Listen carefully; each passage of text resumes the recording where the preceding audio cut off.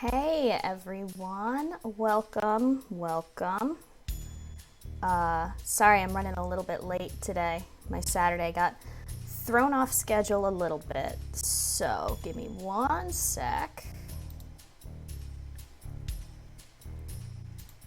Real quick.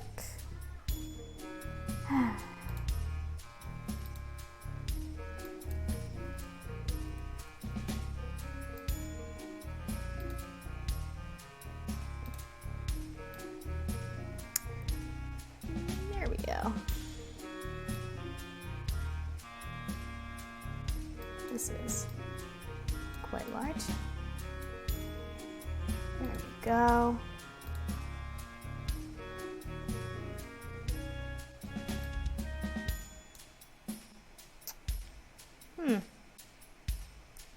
Interesting.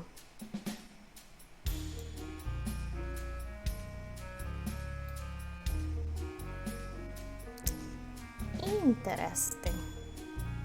Probably should have played with this like before I started streaming, but howdy, Ginger Guy.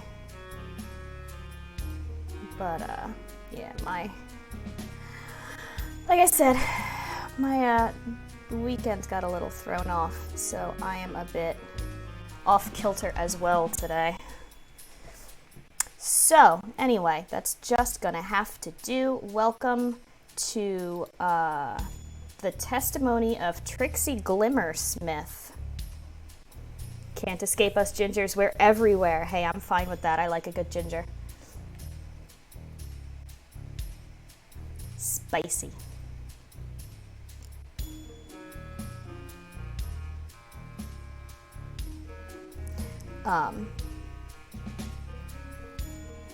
What was I doing? Right. So, Saturday Indie Showcase by developer... That's an excellent question, Kate.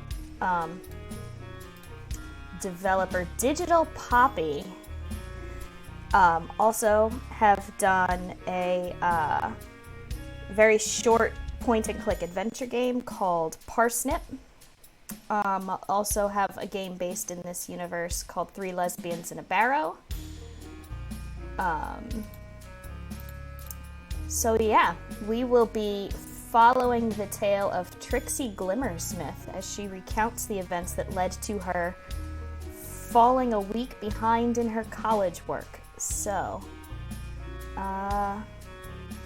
it's a nice looping little song. Let's get started, shall we? My name is Trixie Glimmersmith. I'm a first-year student studying regional history and cultural studies here at Bluebell University. Events in the past week have led to me falling behind in my coursework. This is my extenuating circumstances statement of case. I hope it is sufficient to explain why I need more time to finish my coursework. Thanks in advance for reading. Thanks. It all started last week. At about 10 in the morning, I'd dragged myself out of bed and gotten dressed.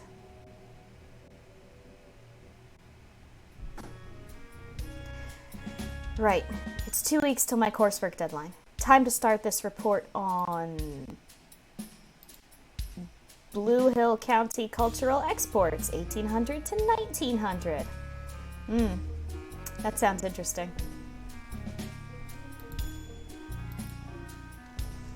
I sat and stared at the brief for about 10 minutes. Okay, no more slacking. It's time to get to work. I noticed I'd just clicked onto a 2-hour video essay about memes on video.com. Yeah, that sounds like a college student struggling to do their work. Before I had any more time to be distracted, there was a loud knock at my door. I jumped, knocking my cereal over. Milk and chocolate covered sugar flakes spilt across my generic student accommodation carpet. Someone outside yelled, "Trixie Glimmersmith, open up! We have something to discuss!" By the way, I really appreciate Trixie's taste. Cyber Drak-Cool-Yas from Mars. And hello, Whimsy. How are you? I recognized the voice. It was Nikita, my course's top student. We didn't talk often because she's kind of horrible. I slammed the spacebar and quickly opened up a website about sheep. It wasn't really relevant to my work, but I hoped it might look educational enough to make Nikita judge me slightly less. Nikita scared the crap out of me, and I didn't want to keep her waiting, so I ignored the puddle of chocolate milk seeping into my carpet and opened the door. Nikita immediately marched straight into my room without asking, and I ended up backed into my desk. Right, Trixie, you have to do me a favor. Her eye briefly glanced at the cereal puddle, but quickly looked back onto me like the lasers of a sniper rifle trained onto my skull. Probably won't be typing much. Twitch is on and off for me today, and I'm getting food. That's fair. That's fair. Real quick, though, I am going to turn the music volume down a touch, and bring the text speed up. Yes. I instinctively sat back down in my chair and looked up at Nikita. I probably looked pretty subby. If it would almost be kind of hot if I wasn't a fucking loser. Wow, okay. I didn't think to check the rating on this game before I started playing it, but that's why I have an adult content warning at the top of my stream. Look, Trixie. If I hadn't bailed you out last term by doing your coursework for you, you'd be fucking dead, right? You'd be living in a bush and eating dirt because you don't want to go home to your family and admit you fucked up your education by sleeping through an entire term. Wow. Bitch. I mean, that's a little harsh. I'd also been playing video games, writing raunchy fanfiction, and growing breasts. It would be nice to get some recognition for that for once. Hi, Dark Iris! I mean... Weird flex, but okay, Trixie, I guess you gotta take them where you get them.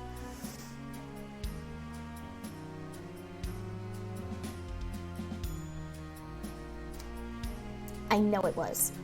But listen, my point is, you owe me big time for literally saving your life. You didn't literally save my life, what the fuck? Whatever. Look, I just want you to find me a play script. It's easy. Oh, is that all? I mean, sure, I can do that. I guess you did help me a lot, right? Sorry, it's just you were being really aggressive, so I assumed you were going to make me kill someone or something. Tabby, maybe. You hate her. Miss Knight is a try-hard bitch, wasting everyone's time by running against me for student president, but I don't need her dead. I need her to keep me around to make me look good. Wow. Cold calculating. Got it, Nikita. True bitch. Tabby keeps psyker crystals in her bra to prevent lunar interference, which I'm pretty sure isn't even a word. That's a pretty low standard to make you look good. I feel pretty bad saying that. Tabby was really nice, even if she was a little quirky and didn't really notice me. That said, interference definitely isn't a word. I'm not very likable, so I need all the help I can get. Anyway, shut up. Your laptop is playing a video called Sheep Falling Over Compilation 6 while your coursework paper is titled, and I quote, Starred Soon. So are you going to help me, or am I just going to have to never bail you out of one of your fuck-ups again? I'm feeling really called out right now, guys. As a college student, I'm feeling personally attacked by this. I glanced at my laptop. EpicSheepFalls.com wasn't as educational as I had thought. Fine. What do you want exactly? More specific than just a play script? Last night, I was walking back from the library when I noticed some paper fluttering around. I don't usually make a point of picking stuff up off of the floor, but something drew me to it. I picked it up and realized it contained writing. I read it right there in the courtyard. When I finished reading, I stood in silence for some time. I always narrate all of my past experiences in this way. I'd read an excerpt from The King in yellow. You can tell it's important because that text is in yellow. I don't know how it got there, but I'm certain if that page was there, then the rest must be nearby. A surviving copy of the infamous cursed play. Do you realize how important that is? I'd heard rumors of the King in Yellow and of the ghastly writings within. I very much doubted Nikita had found a page lying around at university. Copies were meant to be impossible to get a hold of, supposedly all lost, hidden, or burnt long ago. Wow, I always assumed that play was kind of a myth.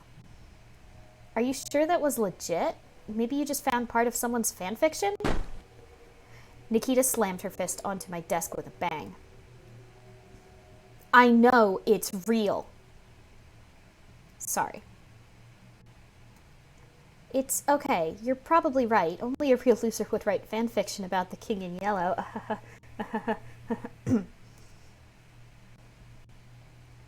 The completed play would be of immeasurable importance to my studies. I could write my entire thesis analyzing how it has affected folklore both locally and worldwide.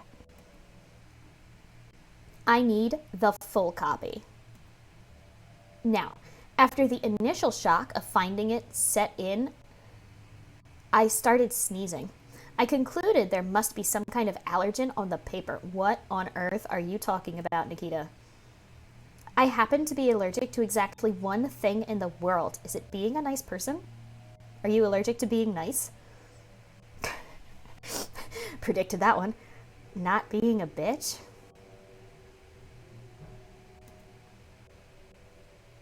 Shut the fuck up. I'm allergic to daffodils. Daffodil Lane is a few miles from here. I happen to know that the lane has a lot of daffodils, hence the shitty name. Given their relative rarity elsewhere in the county, I believe the page may have originated there. This is a stretch, Nikita. I'd rather avoid going there myself. I'm too important to get mildly uncomfortable. Besides, I'm busy brainstorming slogans for my student union presidency campaign. Right now, I'm thinking knowledge through unity, unity through Nikita. Oh, geez. Whatever. As a thank you for me saving your life, you're kindly going to Daffodil Lane and finding the rest of that play for me. Good. Thanks. I still wasn't convinced there would be anything to find, but I kind of wanted Nikita to leave my room before she noticed I'd left some of my underwear on the floor. I mean, I hadn't agreed yet, but fine, I'll go. Just stop being so rude to me. It's not a good working relationship. Fantastic. Thank you for being so accommodating, Trixie. I'll let you get on with it. I have some books to read. I'm not sure why she turned into, like, such an awful voice in my head, but Nikita's a bitch. Nikita brushed some dust off of her shirt and left without a goodbye. According to my laptop, it was still pretty early. I guess I should get going. I may as well get this over with so Nikita stops bothering me. I found some snacks. I knew I would need them on my quest. Errands? Whatever this crap was. A 20-pack of cheese ropes. I fucking love artificial flavorings. Me too, Trixie. I found my phone under an old shirt. Not that it came in much use, it can basically only take calls and receive messages after years of wear and tear. My phone's light flickers unless you constantly shake it like a maraca, so I brought along a torch as well. A torch seems like one of those things it was good to have when you're looking for things. In retrospect, I should have made sure it had batteries in it before I left. I crammed everything into my bat bag. A lot of people accuse me of having a bat fetish because of all my bat products, but it's not true. I just liked that bat cartoon, Cyber Drak-Cool-Yas from space, and from a few years ago, but there's no official merchandise for it, and those bats were really cute.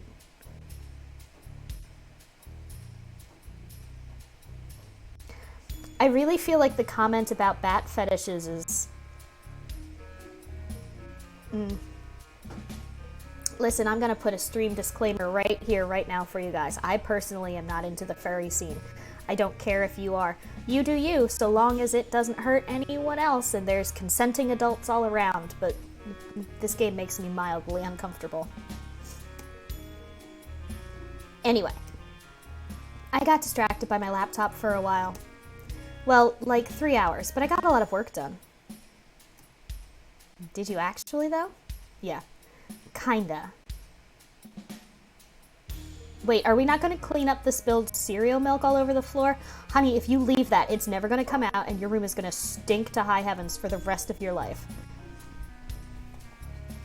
The 2-hour trek through the countryside during the worst heat wave in a century took its toll on me. Oh god, and it's like summer out? Oh my god, why are you leaving spilled milk in your carpet in the summer? Oh, Trixie. Trixie, honey, you hot mess. I'd never been good with summer. I usually just hide inside, so I'd underestimated how hard it would be out in the sun. It was also about here I realized I never cleaned up the cereal on my floor. I did eventually reach Daffodil Lane. I took a little rest in some shade and got my bearings. Phew. I hope the weather gets worse soon. I could use some rain to cool off. I took a look down the lane from my vantage point.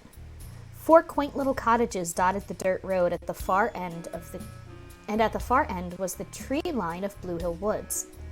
I'd been in the woods once before as part of my course. They were old and filled with interesting landmarks. I considered taking a walk in them once I sorted out the play stuff. It was probably cooler, under the trees. Hi! Ah! A small, rather eccentric-looking rabbit had appeared behind me while I was distracted. Before I could say anything, he held out a weird yellow string. Since we're such great friends, I made you a friendship string! The friendship string was about 6 inches of tattered yarn, seemingly dipped in yellow acrylic paint and sprinkled with what appeared to be sugar. It was faintly disturbing on a level I can't communicate, even after everything else that transpired in the following days. I added sugar so you can taste it if you get hungry. Parsnip, sweetie, you're worrying me. I hope you like it, best friend. He seemed proud of himself.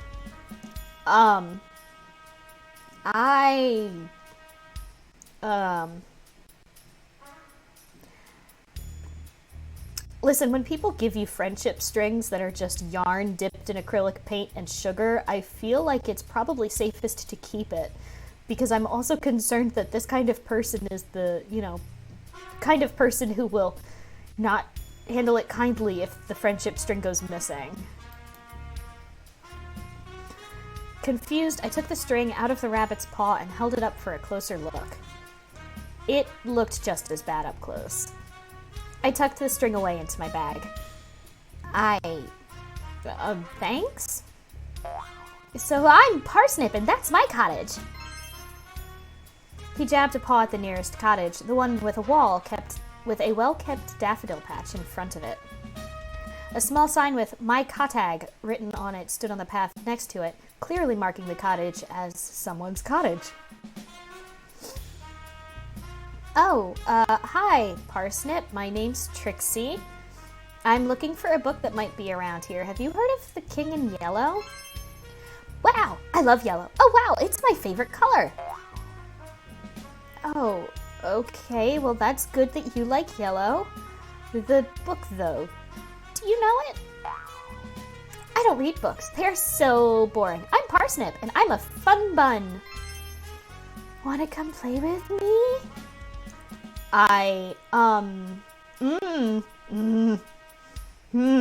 Distract him. Bait and switch. This was getting too weird. I wanted out. Wow, look at that. I pointed into the distance. Parsnip just stared at me. I'd much rather look at you, new friend. Oh no. Oh. Okay. Well, I can't come play with you right now because, I have to find the book for my friend. Remember? Wow, that sounds really exciting. You're like a detective. I mean, it's more like a, wow, cool, that's amazing. Before I could begin to formulate a response to Parsnip, the sound of a cuckoo clock blared from inside his cottage. It was loud, even from a good 50 foot away.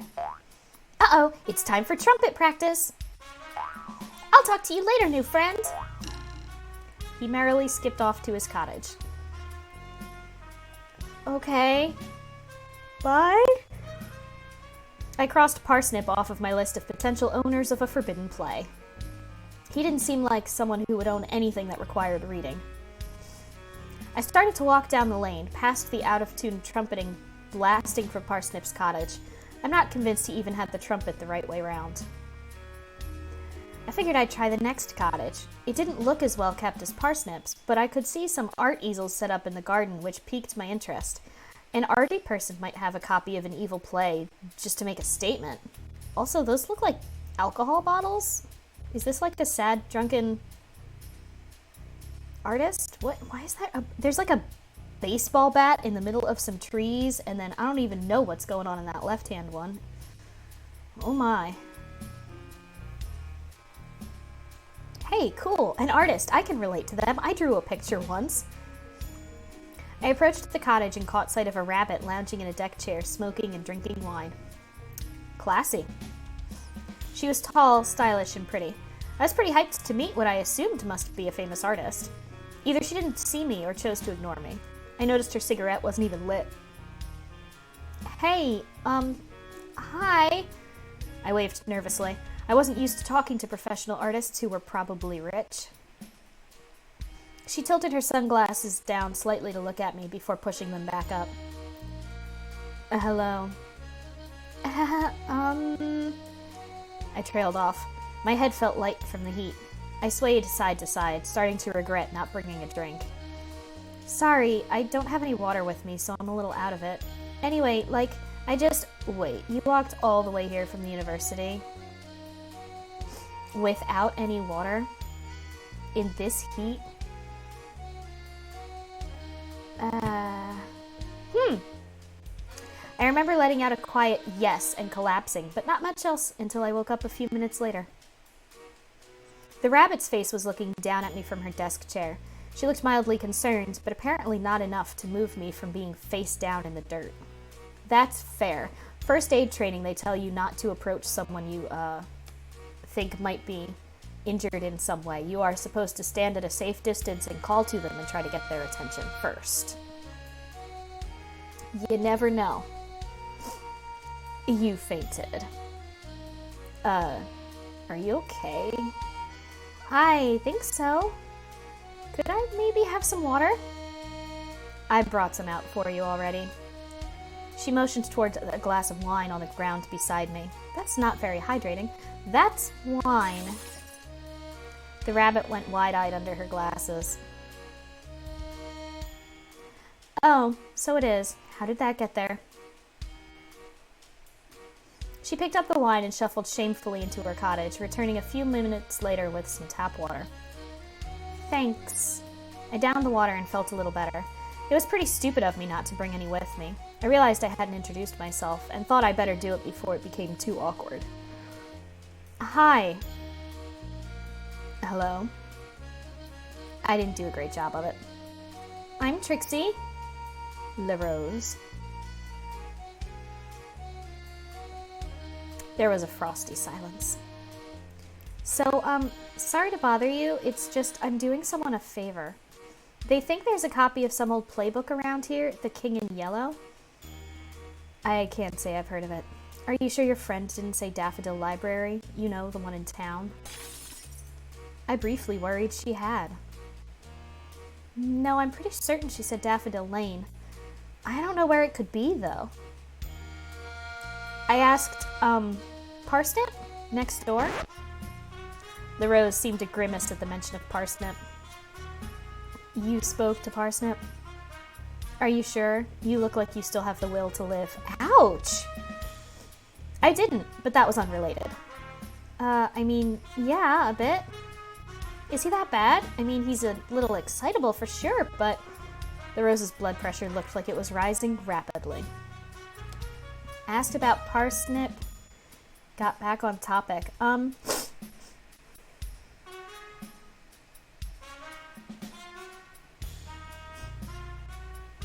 Let's get back on topic. I decided it was best to change the subject. Anyway, sorry, the book. You haven't seen it? She shook her head. I don't get out much, though. If it's around here, I probably wouldn't see it. La Rose is me before coffee. That's legitimate. I didn't even realize my neighbors were missing until the police came knocking. Are your neighbors are missing? Oh, geez, the squirrels. Yeah. Didn't it turn out they just went on a cruise to the Pacific Islands because they're rich and got bored? I wish. It was on the news for ages. No. I accidentally started the rumor that they just ran off to go on a cruise during their school term. Probably true. They were rich. Rich people do that stuff, right? I don't think she was expecting an answer. Look, I was brainstorming, okay? It's not my fault the police just took that as a fact and ended the investigation immediately. I'm sorry, what? You were brainstorming and you completely derailed an investigation for missing people? Oh my god, La Rose. I'm sure they're all fine. The police just dumped all the evidence they collected outside and left. ACAM, right? I have no idea what that means. ACAM? All cops are monsters? ACAM. All cops are messy. Point is, you could go poke around in the boxes if you want. They won't care. Maybe you'll find your book. Huh. Yeah, maybe. Ask a little more about the area or thank La Rose for her help.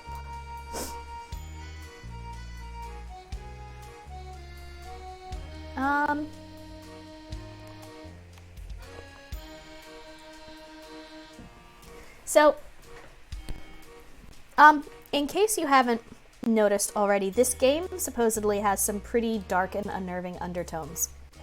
What I've gathered from looking at other stuff that this developer has worked on is they like to hide dark and unsettling storylines with like really flippant, humorous dialogue. And the very sheer threads of a harmless story. I've not played any of their games before. I am going into this blind. But what I do know is that as things progress, Trixie's memory will get called into question. I think that's what those glass shattering sound effects are supposed to signify. Moments that may or may not be remembered correctly. I'm not sure. Trixie's sanity, rating system is hidden. So you don't actually know when it is or isn't being affected. So you're never really sure, when what you're recalling is accurate or not. So this game is going to be quite an exploration. I'm going to ask La Rose a little more about the area. Is there anywhere else around here an old playbook might be hiding? There's the woods. They're pretty big. There's bound to be at least one book in there. She faked a big blow of smoke from her cigarette. Though I'd avoid them if I were you. They're dark, nasty, and no one lives there anyway. Well, I mean, there's a beehive, but they're a bunch of authoritarian jackasses, so they don't really count. Hey, no, we stand bees. Bees are a vital part of the ecosystem. Wasps are authoritarian jackasses. I tried to go paint there once and they got pissy with me. The swarm of fake socialist mini dictators. Jesus Christ, La Rose. And there's not a whole lot on the road either besides a sheep fields and some fucked up magpie. No, this place is kind of boring. That's why I moved here, to get some space. It didn't work. Cyberbat Wildstar always used to say space is where you make it. Right. Does that actually mean, no, not really. Okay, hold on, let me check this. Let me turn off auto forward time because it's like skipping bits of dialogue and it's giving me problems. I hope that didn't speed it up. It's from some cartoon. So, wait, where did you used to live? Before you moved out here, I mean. Town. I teach there. Oh, you're one of the art history lecturers at the uni? Do you teach at the Blue Hill art history classes in second year of regional history and cultural studies? I do that course. I'm sure I might have seen you around. I teach preschoolers how to use glitter pens. Oops. Anger seemed to burn under her surface. I was worried her wine bottle would shatter in her vice-like grip. They don't appreciate my art. I decided to run away before I said anything else stupid. Well, anyway, sorry to bother you. I'll go take a look at those evidence boxes. Have fun. She went straight back to staring off into the distance. I let her get on with it and headed over to the neighboring cottage. LaRose was right. The police had left their investigation unfinished and just ditched the evidence in a couple of boxes. These cops, man, super sus. Fortunately, the summer had been a dry one and everything seemed to be in good condition. I peered through one of the cottage windows. It definitely looked deserted. It was probably a pretty nice place when it was looked after. I could see the occasional bit of half-eaten food laying around on the floor, making a mess of the otherwise cozy middle-class countryside retreat. I started sorting through the box labeled Kitchen 1. Most of it seemed to be old bits of snack packaging and half-eaten food. Gross. What kind of evidence is that? Fortunately, most of it was so artificial it wasn't even capable of molding. Interestingly, a DVD copy of Jenny Jason's archery training time for the Game Machine 100 also had a large bite taken out of it, and the toaster seemed to have lick marks on the grill. An entire box of sugar acorns seemed to have been emptied into the box, coating everything with a thin layer of nutritionless dust. Someone had been very hungry. The next box, Kitchen 2, only had a couple of gas canisters inside. I guess they were for the cottage's stove. I don't think Daffodil Lane has much in the way of actual infrastructure. The last box, labeled Kids Room, contained the only real interesting stuff. My eyes went straight towards a small games console and a selection of video games. I spotted one of my favorites, Gun Attack 2. Oh hey, this kid is one of those little fuckers who always screamed abuse at me when I tried to play that online. Actually, I probably shouldn't refer to a possibly missing kid as a little fucker. That feels a little wrong. There were more sweet wrappers, though the kid had clearly diversified their diet by eating crisps on special occasions.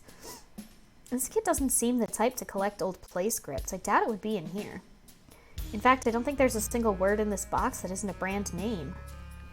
As I said this, I realized I was wrong. There were some very obvious words in the box, and I don't know how I missed them before. On a small paper booklet, scrawled and faded felt tip writing read, "There is a monster near the woods." Underneath was a crude scribble, vaguely resembling a crouching figure with a woolly, thick body and 4 eyes. Some kind of imaginary monster. Or maybe a wool suitor, I thought. Oh shit, that's ominous. The handwriting was childlike and shaky. It couldn't have been more than a month old. What?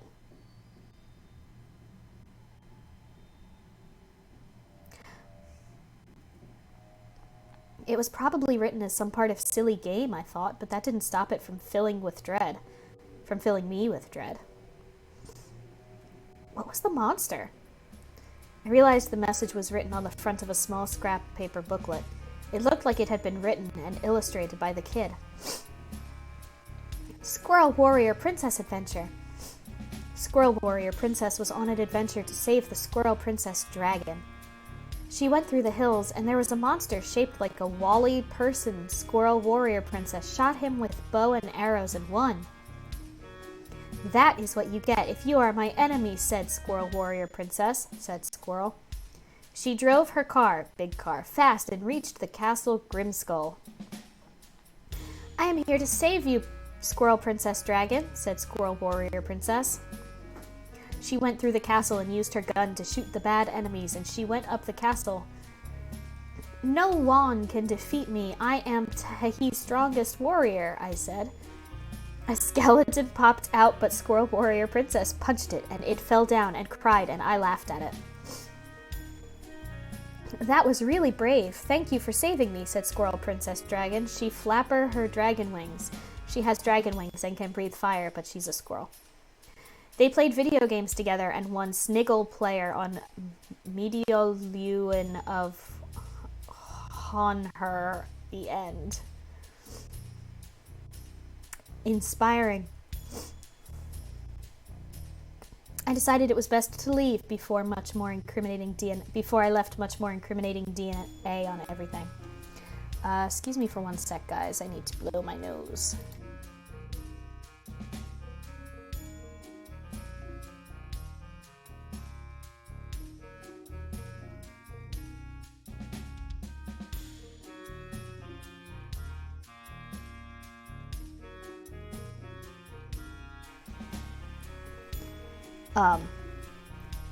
So like, I mean, when I was a kid, all of the books that I did were picture books. I think the very first book I ever wrote was a book called Yum Yum, and it was a picture book about a Tyrannosaurus who runs into a Triceratops in the forest, and it just ends with the Triceratops dead on the ground with giant, like, wavy bite mark out of its side, and the T-Rex just with a full cheeks and just saying yum yum.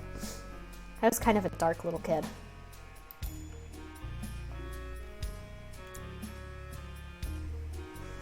I felt pretty sure I wasn't going to find the play in amongst that junk. And I wasn't breaking into what was technically still a crime scene on Nikita's behalf, so I headed down the lane to the last cottage. Why stop there? You've already literally interrupted all of this evidence. You've tampered with everything. I mean, LaRose completely derailed a criminal investigation with a single flagrant lie. Why stop there? Why not go for the breaking and entering?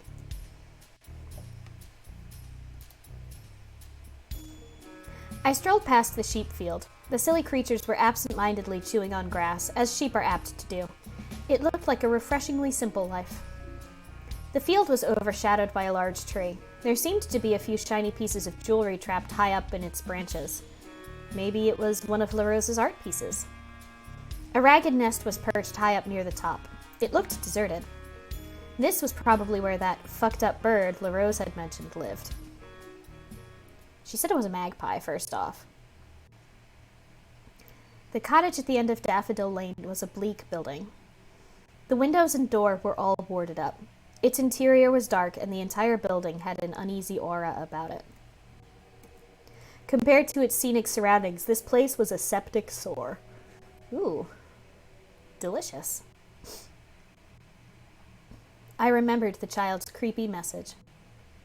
If there was anywhere near the woods a monster would live, it was here. I was almost relieved to realize I had no way of getting the boarded-up door open. Oh no, there's no way I can get into this cottage. I am so weak and brittle. I felt a little cowardly, so went out of my way to half-heartedly tug at one of the planks. Fortunately, I'd never been strong, and estrogen has further reduced my ability to pull planks off of things. Boy! Well, that was conclusive. I can't possibly get these off with my weak little arms. I almost used this as an excuse to get out of doing Nikita's busy work, but without her help, I knew I'd fail my coursework. I wasn't going to go home a failure. Oh, there's a tiny little period at the end of that there. Okay. I will forever regret not taking the excuse. I should get a crowbar or something. I think that's how people get planks off of things in, like, games and stuff. I'll head to town. I'm sure I can find some boring old person shop that sells tools there. I dusted off my hands and started my hike back to town, somewhat regretting never learning to ride a bike. The monster near the woods would have to wait.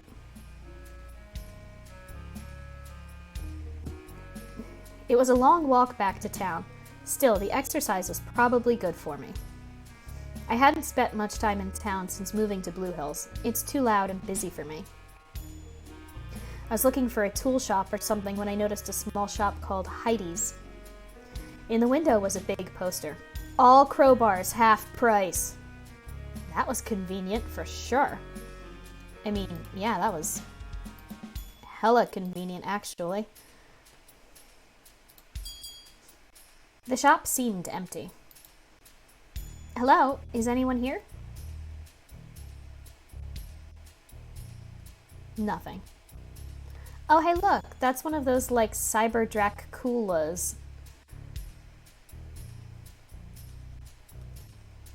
There was a door behind the counter, slightly ajar. I guessed it led to an office or something. Maybe the owner is in there? What kind of weird shop is this? They've got, like, candy and marshmallows and stuffed animals right next to the paint rollers and screwdrivers and monkey wrenches. Like, what? Looked around the shop or peeked through the door.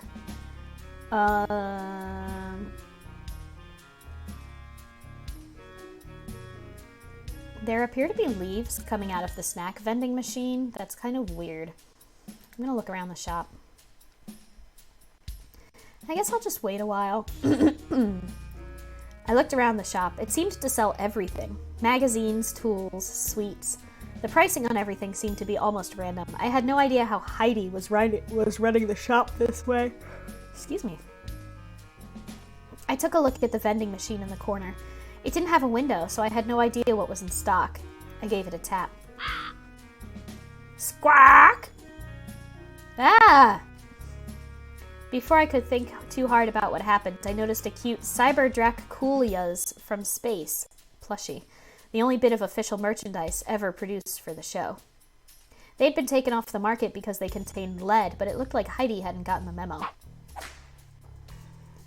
Hey, don't break that! I dropped the plushie back onto its shelf. A hyena had stepped through the door to the back room. Either her spots were dyed red or she was spattered in blood. I assumed this must have been Heidi. Sorry, aren't those, like, toxic, though? Geez, who are you, the PC police?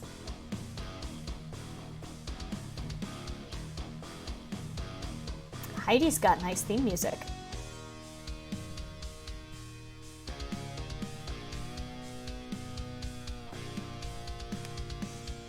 She smirked.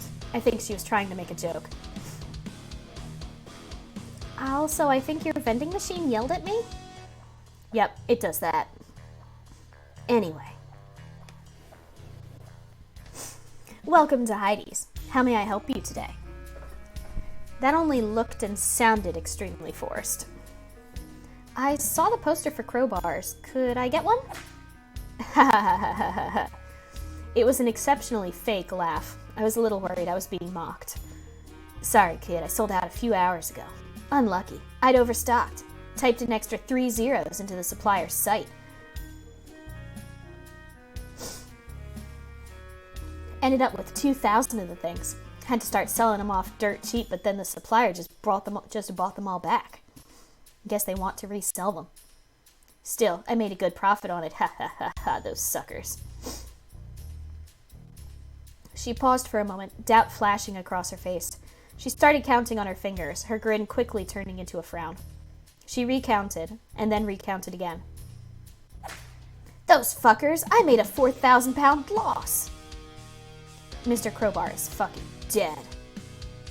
She seemed to remember I was there. Anyway, you want a crowbar, right? What for? You don't look like the DIY type. No offense.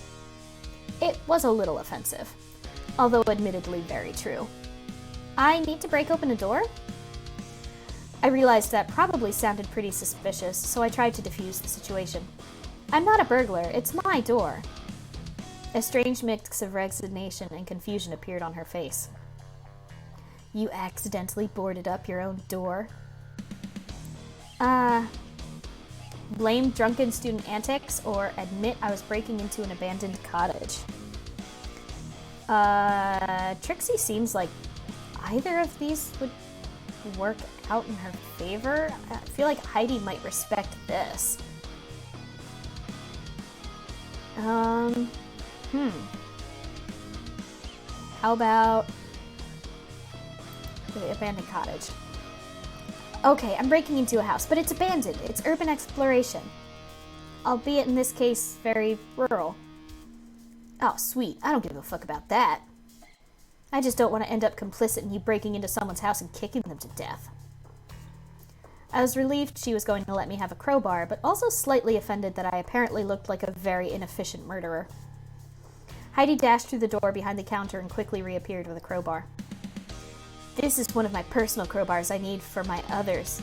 And I need my others, so if you somehow break it, don't come begging for a replacement. I don't offer warranties. That's 15 pounds. I rooted through my pockets and realized I'd forgotten my wallet. All I had was about 3 pounds in coins and a Demon trading card, which was a little odd since I don't even collect those. I kind of forgot my money. You forgot you needed money to pay for things at shops? Yeah, I guess. Do you accept trading cards? She didn't look amused. She drummed her fingers on the counter for a moment. Okay, whatever. What if you owe me a favor? I hoped this wasn't going to be a weird sex thing. It's not a weird sex thing. Don't make that face, pervert. I suddenly resented my naturally pervy face. I wasn't thinking that. What was it you did want? Nothing crazy, just helping me sort some extra stock. Usually I have to do it myself, but 2 hands are better than 1, right? Of course, you'll have to sign an NDA. Or not, what do I care? I have a taser. It didn't sound very exciting, but I needed the crowbar, so I didn't have much choice. Okay, as long as it's just something small and legal. Another unconvincing laugh. I think it was supposed to sound friendly? Yeah, it's fine. It's small, it's legal. Did you just try to fake a reassuring laugh? Fuck off, it was real. Give me your number so I can get a hold of you. I gave her my number, hoping I wasn't about to end up crossing any borders with 5 kilos of counterfeit electronics hidden in my clothes, because I knew I'd be too awkward to say no to that. Great, I'll give you a call when I need you. Prefer it to be texting. No, I prefer it to texting. Easier to shout. And don't try to get away for free. I have a taser. She put her hand out for a handshake. I guess she wanted to seal the deal. I limply shook it with my puny little arm. Sure, thanks for the crowbar. I guess I'll see you soon.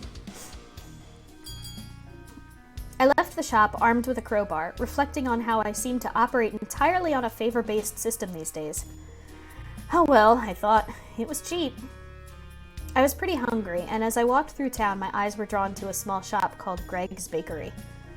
The shop had a charmingly decorated exterior, albeit a little cutesy for my taste. I gazed at the food on display in the window, and I'm pretty sure I drooled on myself. It looked really good. I really needed some sugar. We have our friendship string.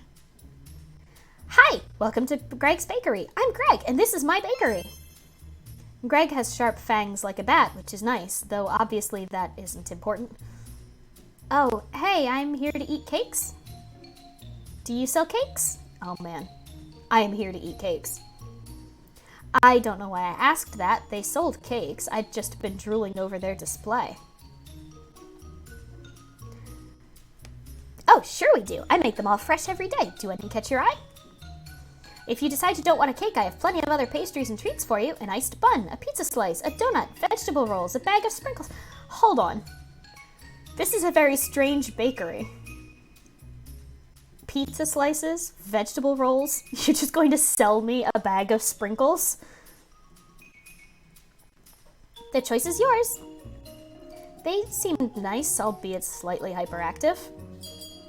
I kind of suck at buying food, especially when there's, so much choice. So I was glad to hear the door loudly open behind me and distract Greg. Hey, Belle! The usual? You betcha, hun. How's work going? Great, thanks. It's been a quiet day so far, but now I have 2 customers at once. Exciting, huh? What was it you wanted me to get you? They were looking at me, and I still hadn't decided what I wanted. Can I get, I've been cut from another milk delivery route, Greg. Can you believe it? This game is like skipping stuff. I'm really confused. What? No way. Another one? How come? The distraction gave me a chance to pick something. My eyes scanned across the cakes, desperately trying to choose one. My old manager left a few weeks back, and the new one is, semi-competent. He noticed it was taking me the entire day to do the morning run and that they were paying me to deliver to empty buildings. I was like, no way, my contract says I have to, but he read my contract and it doesn't. The contract excuse had worked flawlessly for like 4 years, so I had no backup plan. So, yep, I'm just delivering to North Acres since they refuse to let us deliver via drone like we do to everyone else now. I'm almost obsolete. Good job these NIMBYs are keeping me in a job for a little longer. Oof. Oh no, North Acres. I've heard bad things about that place. They aren't too keen on outsiders. What a sucky situation. Aw, heck. Have your food on me. They placed Belle's order on the counter and canceled the payment. 2 large coffees and 4 vegetable sausage rolls. A pretty impressive lunch. Aw, you're too kind, hun. I'll make it up to you. North Acres ain't so bad. I just ignore the locals and don't hang around. I think she must have noticed me staring at the cakes, slack-jawed. Oops, sorry for pushing in, hun. I'm not used to there being other people here. It's pretty quiet most days. Oh no, I'm sorry, I got distracted. What was it you wanted? I remember turning to look at them in wide-eyed fear. Ask for a cake, ask for a donut. I definitely was asking about cakes. I wanted to try one of the iced cakes with a cherry on top. They looked really nice. Cake. I jabbed my finger meekly at a random cupcake. 1 triple chocolate muffin coming right up. This wasn't going to plan. They picked up the muffin with some tongs and slid it into a paper bag. Any other cakes, drinks, or savories? Cheese bake, maybe? I'll get another muffin, please? Great choice! Belle was looking at me, munching on one of her rolls. She seemed amused by my inability to buy cakes. I don't think I've ever seen you around town before. What's your name, hon? Oh, I'm Trixie. Trixie Glimmersmith. I only moved here a few months back, and I don't get out much. Nice to meet you, Trixie. The name's Belle. She stepped forward with her arm outstretched, and I shook her hoof. It was really clunky and awkward since she didn't have fingers. I hope this ain't too presumptuous, but if you're looking to make some friends here, you're always welcome to come down to the Attic Mouse, a bar just around the corner. You don't even know if I'm legal to drink. It's always nice to make some new pals, you know, especially if you're new to the area. I sometimes go with Belle, but I've been too busy with the bakery recently. Everyone there is super nice, very gay too, so you can just be yourself. I guess we're lucky to live in the queerest town in the country. Ah. I mean, not officially, sure, but heck, you try finding someone here who isn't queer. They had a point. Everyone I'd met here was pretty fucking gay. Oh, thanks for the invite. I'm not too good with social stuff, though. That's fair. You're always welcome to come along, though, hon. Just thought it'd be nice to let you know there's somewhere you can go if you need it, you know? I realized it was getting late, and I still had to walk back to the cottage. Crap, I gotta go. Sorry. I dropped some coins on the counter and ran out of the bakery. I hope I paid enough. I heard the pair say bye behind me. They both seemed kind of nice, albeit a little scary. I had to take whoops. I managed to pry the front door open with the crowbar, which was tough given my complete lack of muscle mass. Regardless, I got the door open and tossed the crowbar away. My weak little arms couldn't carry it anymore. That's a waste. Put it in your fucking bag. Crowbars are so useful.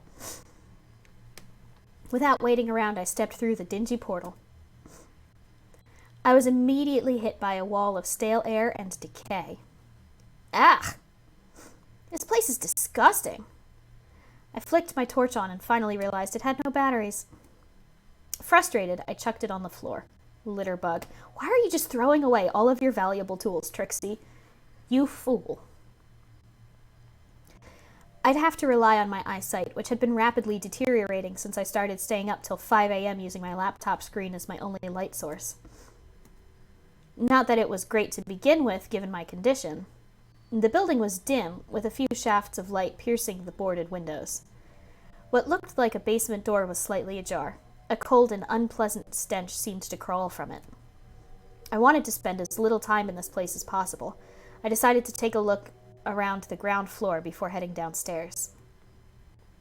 I stepped into what seemed to be the kitchen. Water dripped from the wooden ceiling into the sink, which was close to overflowing. The water was dark and still. A few tufts of wool floated on the surface, stained a dirty brown. A gross smell seeped into the room from the pantry. I carefully pried it open and was relieved not to find any dead bodies. That is a relief. I like to not find dead bodies when I open pantries. Instead, I found a small garden's worth of decomposing grass melting into a pool of green, frothy liquid. Ew. Ugh. Oh, gross. What? Who would keep grass in their pantry? I poked around in the pantry, trying to uncover anything else that might be hidden.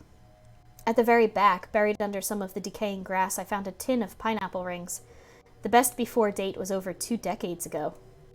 The front depicted a happy pineapple mascot. "Eat me," he said. "Sorry, happy pineapple abomination, but I don't think I should.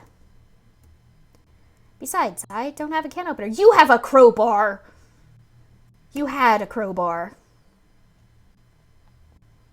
The bedroom was evidently plainly decorated years ago, but was now completely derelict. A bookshelf stood against one of the walls, but it was almost completely empty. The only books remaining were Manners for Girls and 7 Plants I Saw, an adventure story. I decided not to read them. Like the kitchen, the window here had been boarded up, though I noticed that the planks seemed to have been taken from the bed's frame, given that the mattress slumped onto the floor. A pile of tools on the floor looked like the likely culprits for the renovations to this place's windows. I noticed one of the tools was a sturdy crowbar. Ugh, I went to all that trouble getting a crowbar when I could have just broken in here and got one for free. Except you needed the crowbar to break in to do the thing. But, I mean, okay. The tools looked old, but judging by their relative cleanliness, appeared to have been used recently. Next to the bed was a small dresser, and on top of that, a picture frame. I wiped the dust away from the photograph to reveal a woman, probably in her 40s. The photograph itself had that old-fashioned faded look to it, and her hair looked very 80s. I guess this lady must have lived here before abandoning the cottage. It didn't look like she properly packed when she left, though, given that a load of her stuff seems to be here. I briefly wondered what had driven her to leave here so fast, but I stopped myself from dwelling on it too hard. There was a loud groan from upstairs, the settling of the cottage's timber frame, I told myself. Regardless, it gave me a scare. Ugh, this place has me really on edge. Let's hurry this up. The bathroom window was broken, and one of the boards seemed to have fallen off. A black feather was snagged on one of the nails, still left in the frame. The water tank that was probably meant to be above the toilet had fallen down, littering the floor with smashed ceramic shards and leaving a moldy, damp patch spreading from the toilet's gutted remains.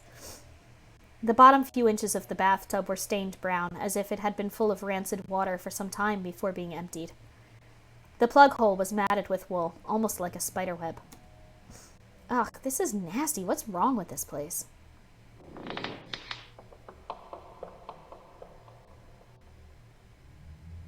I was cut off as the house groaned, as if settling.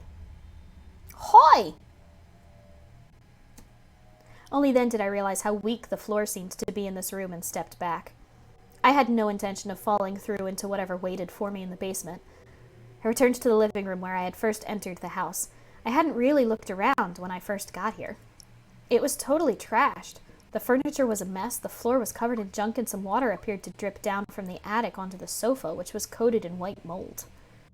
What looked like blood stained the floor and seeped into the musty sofa. It couldn't be more than a month or 2 old. Ugh, this isn't good. Hopefully someone just had a minor accident, which made them lose about 4 liters of blood. It's old, though. I'm sure any murderer who lived here would have left ages ago. The smell probably drove them off. I stepped a little further into the room and almost tripped over something. A video game cartridge? It didn't look as dusty or decrepit as the rest of the house, and definitely wasn't old enough to be from the previous owners. Some brown hairs and white wool blocked the pins, and the image printed on the front was scratched but still readable. Gunshoot 4. Nice, I really enjoyed Gunshoot 3. I left it? I don't know. Do I keep that or leave it?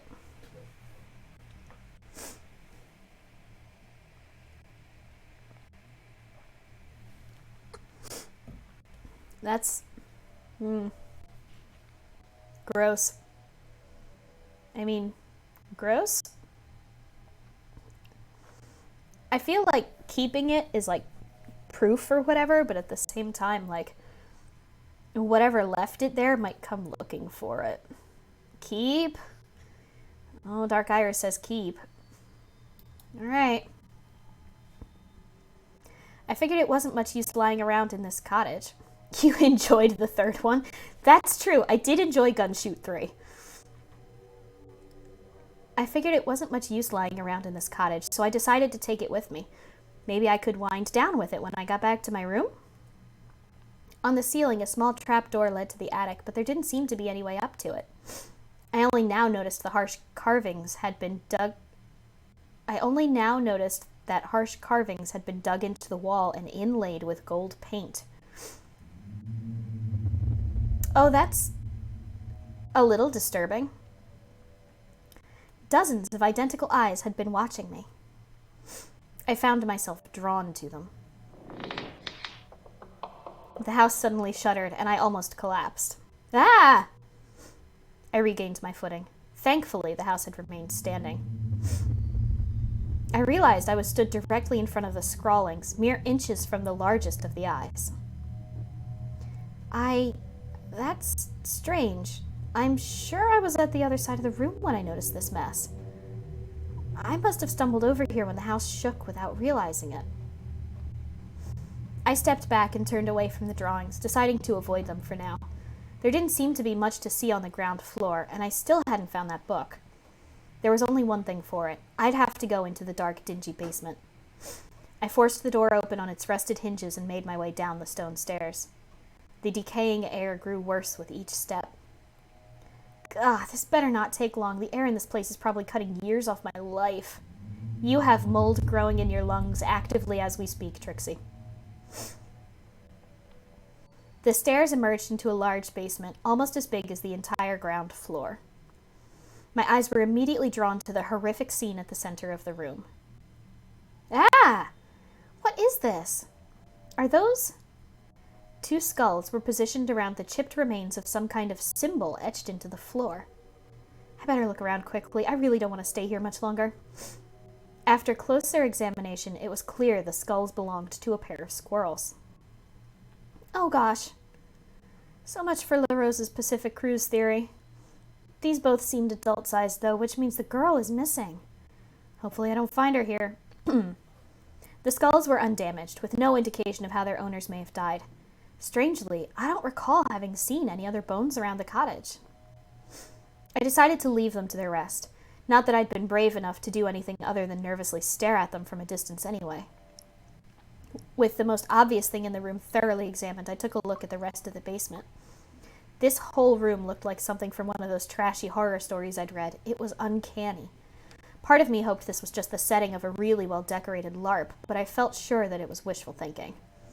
The basement was littered with black and white feathers. It looked like a bird had been in a fight, but with who? Probably the most out-of-place thing in this murder basement was the small collection of dry cake crumbs scattered across the floor. Despite there being a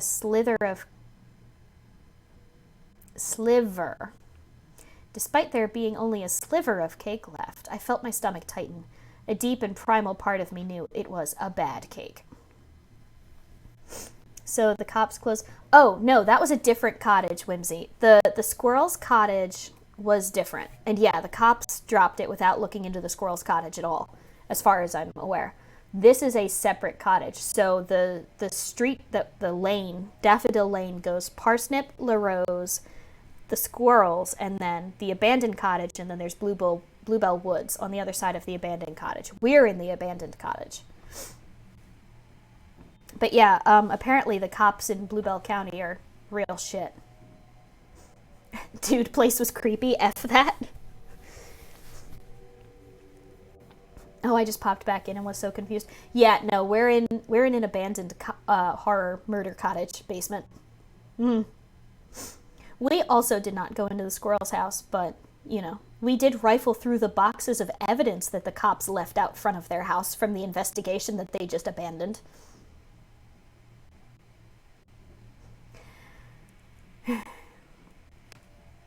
I took a closer look at the symbol. It was etched into the stone with some kind of tool and gilded with golden paint. It depicted one of the eyes I had seen painted upstairs. It was no less unnerving here, especially given the rest of the room. I think it's time to get out of here.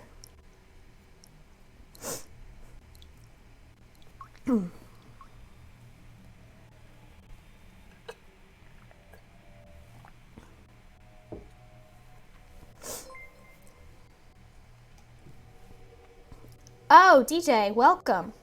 It is your sub-anniversary.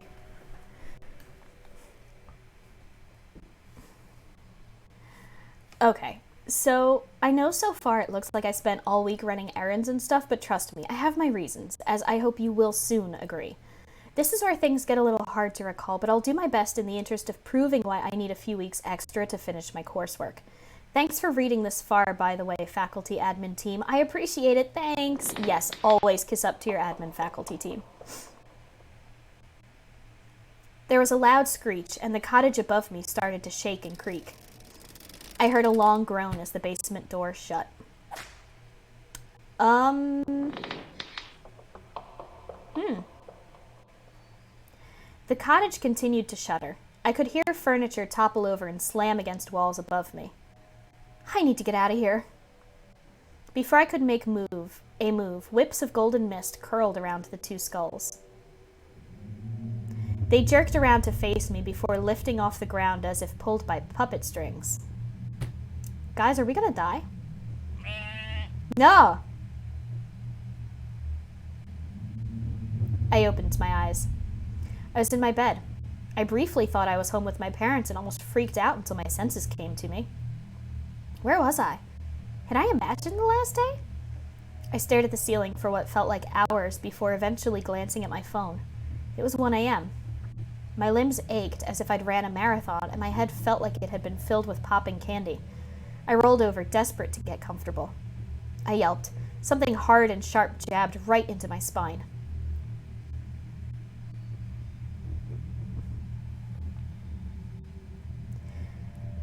I felt around for the obstruction and my hands fell onto a large rectangular box. I pulled it up, and using my phone's light, I was able to make out what the object was. Yeah, ominous music, for sure. I was holding the King in Yellow. I stared at the playbook. How had I gotten it? It was held shut by a golden ribbon, but it would only take a second to undo it. I started to reach for it, my fingers feeling the soft silk. I stared at the tome for some time. Its snakeskin cover felt strange against my fingers. Memories came flooding back. I remembered running through fields bathed in moonlight. I remembered waking up surrounded by sheep. I remembered the scream of a black and white bird. I remembered the two skulls speaking into my mind. Talk of Carcosa, of its ashen streets and terrible rotten spire. We will meet again, small white rat. More detail than that I couldn't recall. The last day was fuzzy, out of focus. All I knew was I had somehow come across the book I had been seeking. I was too tired to think this through right now. My head still felt like it was made of lead. I needed rest. I messaged Nikita and told her to meet me in the morning. She was still awake, presumably working on her campaign. She seemed pretty set on retrieving the King in Yellow right then, but when I told her I wasn't going to get back out of bed, she begrudgingly agreed to wait. I shoved the play into my bag and turned my phone off, eventually settling into a disturbed sleep. My dreams were dark and confused. I stood with Heidi in darkness. She stared ahead into the bleak emptiness. A hooded figure in a red cloak approached, their face hidden behind a white mask. They stood in front of us before reaching for their face, pulling the mask away to reveal myself. They smiled at me before crumpling to the floor as if thrown by some invisible force, their body twisted and broken. Where my doppelganger stood was a new figure, also cloaked. Underneath its hood was the face of a creature I couldn't describe. It was shrouded in darkness, but exuded wrongness. The figure's eyes seemed to glow yellow as they started to grin cruelly. The light of their eyes quickly drowned out the darkness. The scene collapsed into itself and I stood in the abandoned basement. I saw myself as a skeleton, a golden glow surrounding me as I turned to dust and cackled maniacally. The horrible, dirty bird looked down at me from the top of a withered tree with branches like tangled thorns. It opened its beak to caw at me, but no sound came out. The bird broke into wisps of cloud vapor and dissolved into the dark night. I looked down, and in my hands was the king in yellow. The bird's caw finally sounded, and I looked up. Where once the tree was now a misty shoreline. Where the tree once was now a misty shoreline. Let's just go with that sentence. This is feeling a little Lovecraftian, guys. In front of me was a spire of gleaming ivory, but before my eyes I saw it rot and decay. Behind the terrible city rose a great moon. Mist dripped from it as it emerged from a lake of cloud. The black stars of the Hyades hung above me, pinpricks of oil in the red sky. Watching me from across the leagues of rolling white waves stood a solitary figure of the king in yellow. He seemed to travel towards me, closer and closer as his tattered wrappings flapped in the wind. His long, bony arms stretched to remove the pallid mask, and I knew I had found myself on the path to a truly terrible fate. I woke up. It was 9 a.m. Several hours earlier than I would normally wake up, but after that nightmare, I was glad to be conscious. Nikita liked to tell me off for waking up late, so I assumed she wouldn't be expecting me awake for a few hours. My head still felt stuffy, so I decided to walk around the university grounds and get some air. Nikita is your future. Prepare for it. Yeah.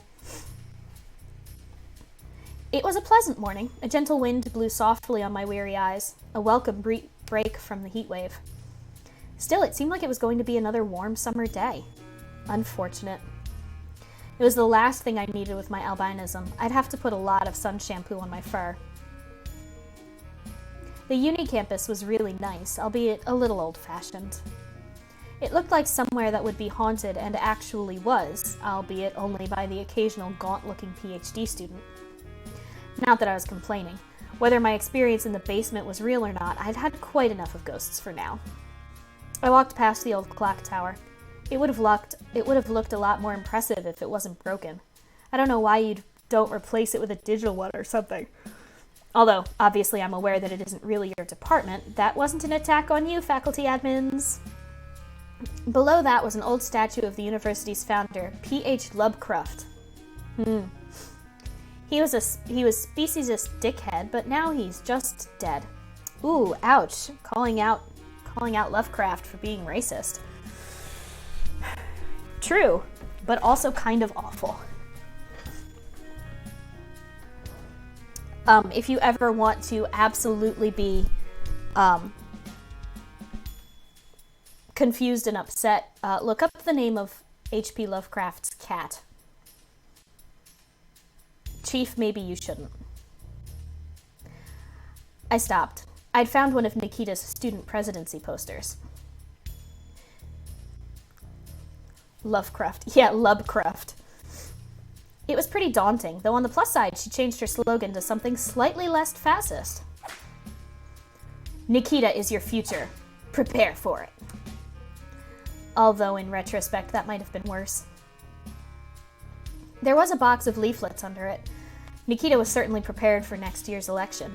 It was almost a shame that the caretakers would probably take the stuff down by next week. I kind of wanted to take a look at one of the leaflets, if just out of morbid curiosity. I kind of have had enough of Nikita. She's a bit of a bitch. Or do we sate our masochistic side?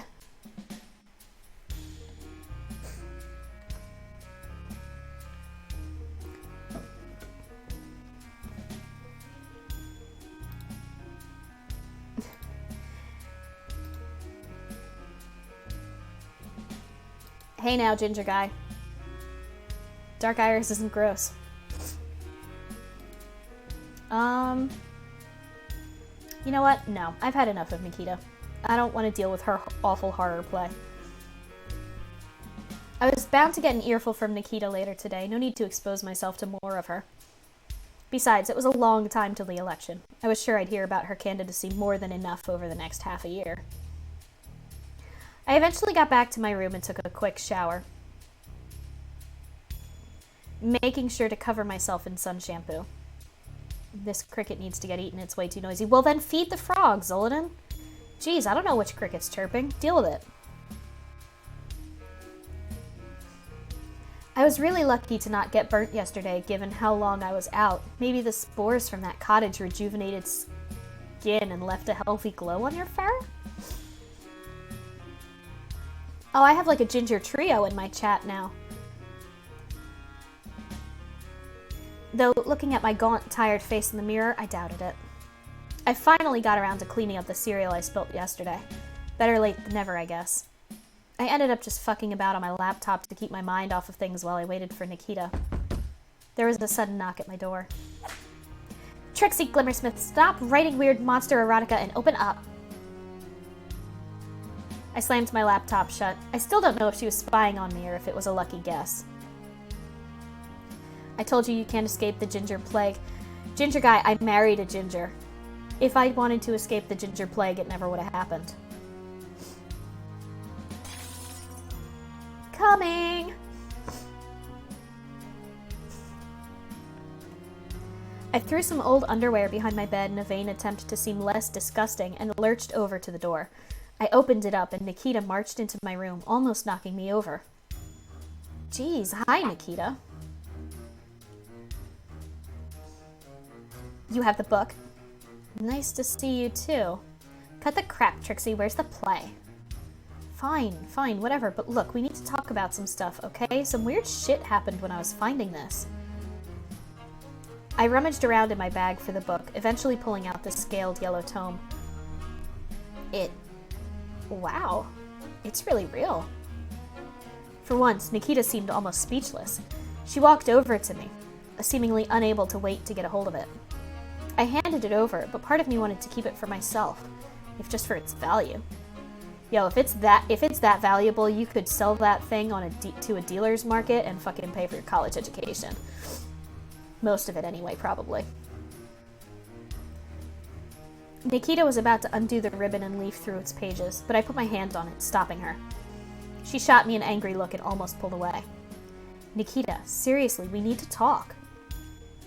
I told her everything I remembered about yesterday. My time exploring Daffodil Lane, the missing squirrels, the abandoned cottage, the skulls, the ghost, waking up in a field. I told her I didn't even know where the play had come from. Nikita, I think we need to talk to someone. The police, maybe. There were skulls in that basement. This isn't just some silly thing. Trixie, those skulls are obviously props. You said yourself there's an artist on that road. They always do weird shit like that. And no offense, but the options here are either 1, you saw a ghost, or 2, you, the person who reads ghost porn all day, were sleep-deprived, dehydrated, overheating, and breathing mold spores and imagined a ghost when you saw some spooky props. Then, you forgot half the day and fainted in a field after finding the play in the cottage. It was a good point, but I still felt unsure. Oh, wow, I can scroll back. Okay, cool. Good to know. Do we call the police anyway, or do we agree with Nikita?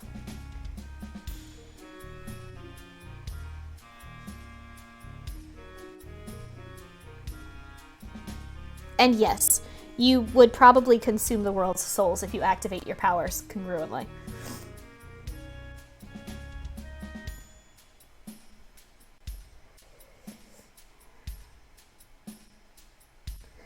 The Wonder Twins? Well, wait, wasn't the brother the one who always turned into an animal and the sister the one who always turned into, like, some inanimate object?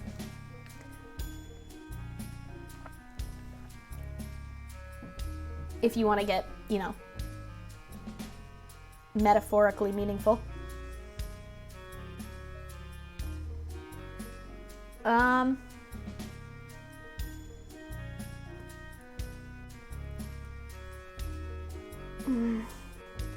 I kind of want to call the police anyway, guys. Hydrate. Alright. I have water or I have soda.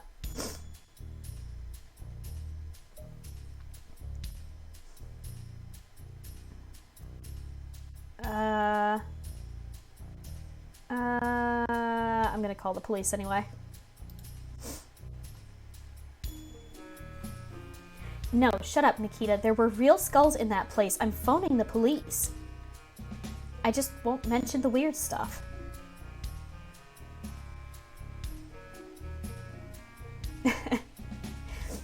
That's true. Do you want water or soda for me? This is serious. It's more important than some dumb story. Nikita's lips visibly curled when I described the King in Yellow as a dumb story. Fine, whatever. Phone the police, but when you get arrested for breaking and entering, don't cry to me on the phone from your jail cell. Pop? Pop? Where are you from, Ginger Guy? This is not Pop. We are in the northeastern United States, okay? This is soda.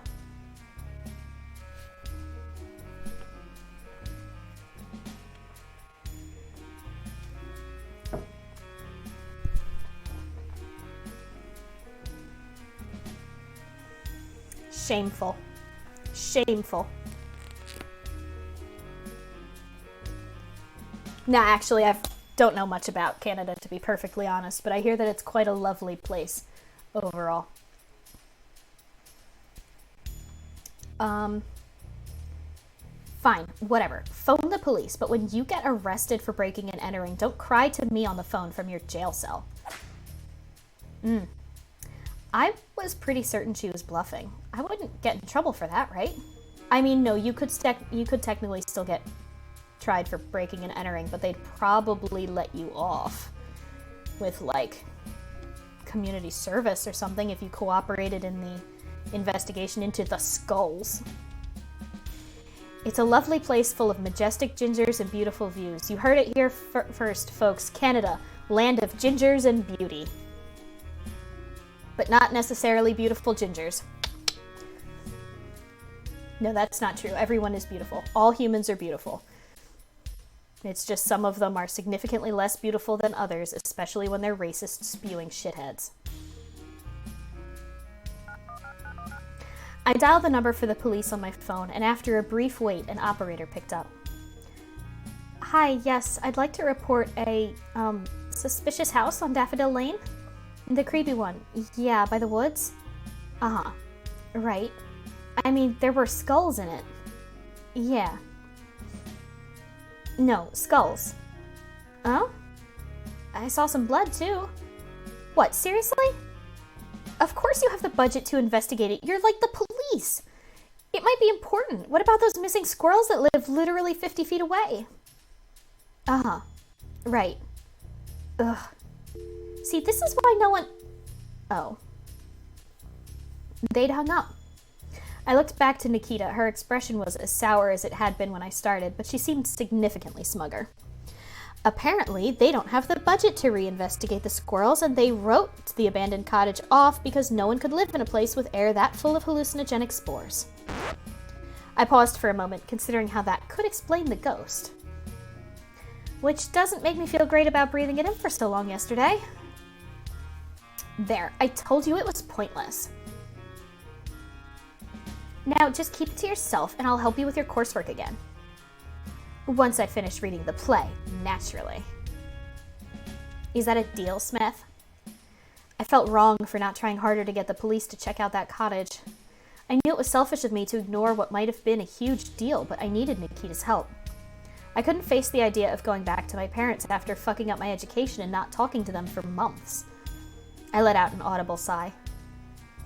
Whatever, as long as we're even now. Of course we are. I never lie. I wasn't sure I believed that. Well, I'm off to read this. I do appreciate your service, Trixie, as much as I hate to admit it. I'll draft your coursework for you in a day or two. You have to finish it yourself, though. I'm not your mother. Nikita was being uncharacteristically nice. Maybe she was warming to me? Anyway, you should get some sleep. You look like shit. Or not, I thought as Nikita marched out of my room, the King in Yellow clutched tightly against her chest. Thanks, Nikita. I stumbled back into my bed. Nikita was exhausting. A buzzing woke me up a few hours later. Someone was calling me. Oh, I bet it's Heidi calling in her favor. I was groggy and confused, so no different to normal. I reached for my phone, and through my blurry eyes I could make out Heidi's name on the screen. Hey, you owe me a job. I have to remember Heidi's voice.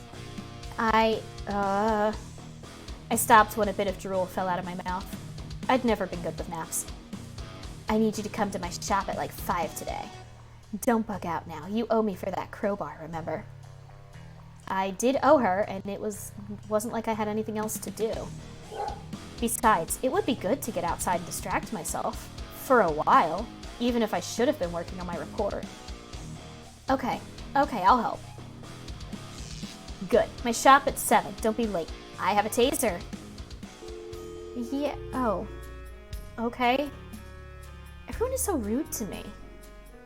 I curled back up in bed. I was still pretty tired. I had half a day to kill until Heidi needed me, and I didn't want to sit here stewing on my own thoughts all day. Yesterday had fucked me up pretty badly, whether I wanted to show it or not. I'd found a coupon for a free bottle of sugar rabies. Sugar rabies? In my sock drawer a few weeks back, so I figured since I had nothing else to do, I could head to town and use it. Anyway, the shopkeeper let slip that the only reason Sugar Corp was giving the stuff away for free was because anyone who drank a can lost an average of 3 teeth. So no one was buying it anymore. Jesus Christ. I guess they were hoping people would risk a bottle for free and end up hooked on its dubiously legal chemicals. I knew better than to wrangle with that, since I didn't have that many teeth, being a rat and all. Oh, fucking capitalists. My phone's clock said it was almost midday, and I hadn't really eaten yet. I figured I'd combine breakfast and lunch. I decided to call this new meal Lunch Fest. It's crystal meth in a can!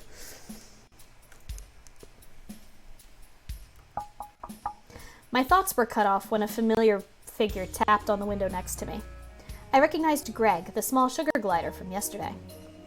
I'd wandered past their bakery without realizing it. I guess my subconscious was telling me to get Lunch Fest at Greg's. Hi, Greg. Hey, Trixie! Are you here for some tasty treats? Yeah, I guess so. I looked around at the selection. The triple chocolate muffin I'd eaten yesterday had been really nice. I did kind of want to try something new, though. You know what else is? Power thirst. Should we go for the healthy vegetable roll, or should we go for the triple chocolate muffin? I feel like we should maybe start, like, I don't know, being healthy. Maybe build some muscle mass. Maybe, treat my slacking body with respect.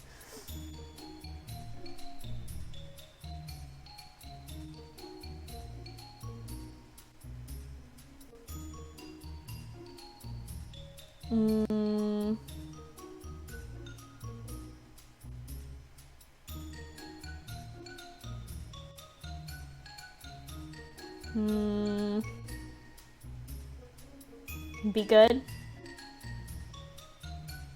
Alright, we'll be good. A vegetable roll would be nice. I need to keep an eye on my sugar intake.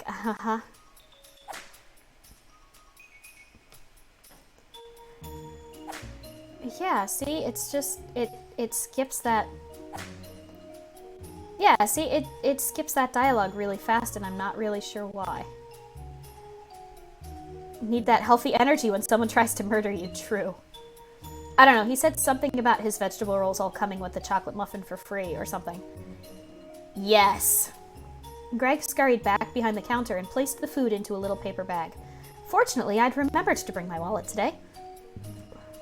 It's nice to see you again. Sorry the bakery was so busy yesterday. I could see it was making you anxious. It's a lot calmer today. The fact that 2 customers were considered busy made me feel slightly bad for Greg. Was the bakery not doing well? Oh, no problem. Sorry for being weird yesterday. It was kind of hot, and I'd already fainted once, and, I get anxious about buying stuff. Greg laughed sympathetically. Oh, no, I hope you're feeling better today. Here, have a bottle of water on the house. That should stop you fainting again. I felt bad accepting something for free given my suspicions about Greg's financial situation. Oh, no, that's okay. I'll live. And no hiking in the sun for me today. Okay, well, the offer's there. I wouldn't want any of my friends fainting. Smile.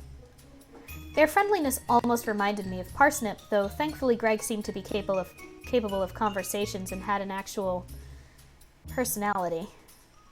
You seem to like cakes, Trixie. Do you make any yourself? I shook my head. I don't really do much baking, or cooking in general, really. I basically just eat snacks and drink energy drinks. I probably have like 4 years left to live. That sounds like a college student diet. Oh no, I hope not. They giggled. Don't you like cooking? I don't mind cooking, but like, I have kind of a short attention span, so my food usually ends up burnt. That was a slight understatement. The fire brigade had been called twice since I started uni, thanks to me. I used to bake bread with my parents when I was younger, but we just kind of stopped at some point when I got older. Aw, that's sad. I used to bake with my dad a lot. It was really fun. It's probably why I ended up being a baker. You know, I could always use some help here. I could teach you to bake treats. It was a really kind offer. I did want to learn baking, even if it was just another way to fuel my sugar addiction. Oh geez, that's really kind. I feel like I'd just waste your time, though. I'm a bit of a fuck-up, and you probably don't need that when you're already having money I trailed off. Greg seemed to see where I was going. I was worried I'd upset them, but they seemed to hide it. If you don't feel up to it, don't worry. I know tomorrow morning probably won't be very busy, though, so feel free to come along if you change your mind. I did like the idea, and Greg was really sweet. Thanks, Greg. I'll think about it. Sorry, I'm kind of a mess right now. It's been a tough few days. Weeks. Years. No worries. Just let me know if you're coming along. Would you like my number? I'd talk some more, but I have to make a delivery in a few minutes. They motioned towards a wedding cake. A lovely icing statue of two cute mice girls kissing sat on the top. Oh, sure, yeah. Greg passed me a business card. Great. Thanks, Trixie. I better close up. I'll see you soon. See you, Greg. I waved goodbye and left the bakery munching on my food. I expected Belle would be at Attic Mouse Bar down the road, and I figured I may as well give her a visit to waste some time before I met Heidi later, if just to show I wasn't ignoring her offer. The Attic Mouse had a warm, friendly atmosphere, and I was relieved to see their drinks were super cheap. By bar standards, at least. I walked inside and found it was pretty quiet, understandable, really, given the time of day. Belle was sat in a corner by herself with several glasses of alcohol in front of her. I'm not really into alcohol, so I dropped 10 pounds on the bar to pay for my pint of cola and walked over to her. That feels really expensive, but I don't know. I don't know the USD to pounds, so... Hey, Trixie, nice to see you came along. Sadly, no one else has, Ah, well, we pre-ordered the drinks, so more for me, I guess. She downed one of her shots. Oh, I mean, I'm not good with groups anyway. Do a lot of people usually show up? Well, there's Greg, who you've met, my pal, LaRose, an artist down Daffodil Lane way. Wait, I know LaRose. The tall rabbit, right? Huh? No way. Nice lady. She hasn't turned up recently, though. She's, well, she ain't been feeling great recently. It's hard for her to find the energy to hang out, you know? There's also Heidi. She's cool. A little scary, but a great gal. She runs a shop here in town. Yeah, I, met her yesterday, too. I'm enjoying the southern accent. Thank you! I'm trying to keep all of the, characters individual, but I also need to retain some voice because I'm supposed to be helping Rena later with Doki Doki.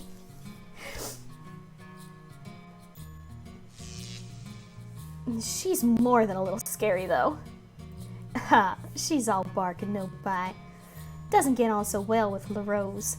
They almost ended up glassing each other a few weeks back when Heidi said neo-punk biker art was better than neo-punk bohemian art. I don't know what either of those are, so I didn't think it was my place to mediate, you know? Jeez. It's weird how I met literally all of you by chance yesterday. Almost too weird, I thought. That is weird. We all know each other, and now we all know you too. She took another sip of her drink. I copied her and sipped my cola. I felt a little awkward and just ended up staring at the TV in the corner for a bit. The Prime Minister was giving a speech about sheepsit.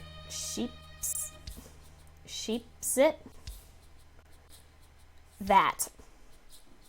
I rolled my eyes. I was getting pretty tired of hearing about it nonstop for the last 2 years. This is getting ridiculous. Leaving the Northwest Union just because its official sheep mascot bit the Prime Minister's 4-year-old. It's so petty.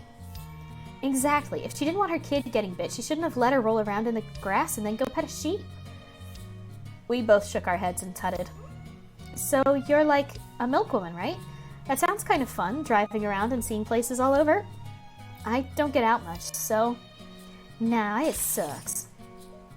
Oh. Not much traveling either anymore, I'm afraid. Oh, of course. When you were talking to Greg yesterday, you said you only go to North Acres now, right? North Acres. Yeah. Nasty place. Why? She squinted at me quizzically. Oh, it's just like, I study local history and stuff. North Acres is meant to be really good for that, right? It's kind of old-fashioned and remote, despite being only a few miles from town. I've wanted to take a look around there, but it's kind of hard to get to. I couldn't find any buses that go that way, and no way am I paying for a taxi. Ha, yeah, they shoot down every proposal for a bus route. I think I might be the only outside interaction they get besides the postman. They're a weird lot. I try not to spend too much time there. She shrugged and took another drink. But hey, if you want to have a peep around there, you're welcome to come along tomorrow morning. Oh, wow. I mean, if it isn't an issue? Not at all. I could use the company. Not much to do on the job, and the boss says if he catches me reading magazines at the wheel again, he'll fire me. Excuse me? Belle's phone buzzed. She took a look at it and sighed. Ugh, speaking of the great dictator. I gotta get going. Apparently the sheep have escaped from Daffodil Lane. Probably that kid opening the gate because it looked sad being closed again. She shook her head and downed the rest of her drink. I suspected I knew who she was talking about. Oh no. I better stick around. I still have some stuff to do in town. Well, feel free to shoot me a message tomorrow morning if you're up for a really dull adventure. She chuckled and added her number to my phone. Wow, everyone really wants to hang out with me. If this were a lame dating game, I'd assume they wanted to get in my pants. Reading magazines at the wheel again. Uh-huh. Unfortunately, I keep my life very PG. That's a relief, Trixie. I appreciate that, and I hope that you are being accurate. I wasn't sure how much I believed that, given recent events, but the slight hope nothing involving Nikita and her stupid play would escalate beyond comic mischief and some rude language was reassuring. I don't play enough video games to get that joke, but sure. I hadn't meant to say that out loud. Anyway, I better get going. See you around, Trix. She strolled off as calm as ever. I finished my drink and sat around for a while, glad today had been full of distractions. I still wasn't ready to think about yesterday's events.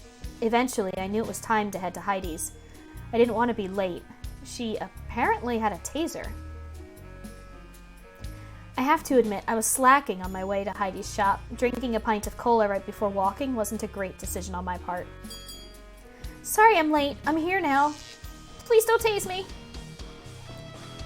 Ah, Trixie, I was about to call you. Good. Thank you for coming. I was worried you might be a deal breaker.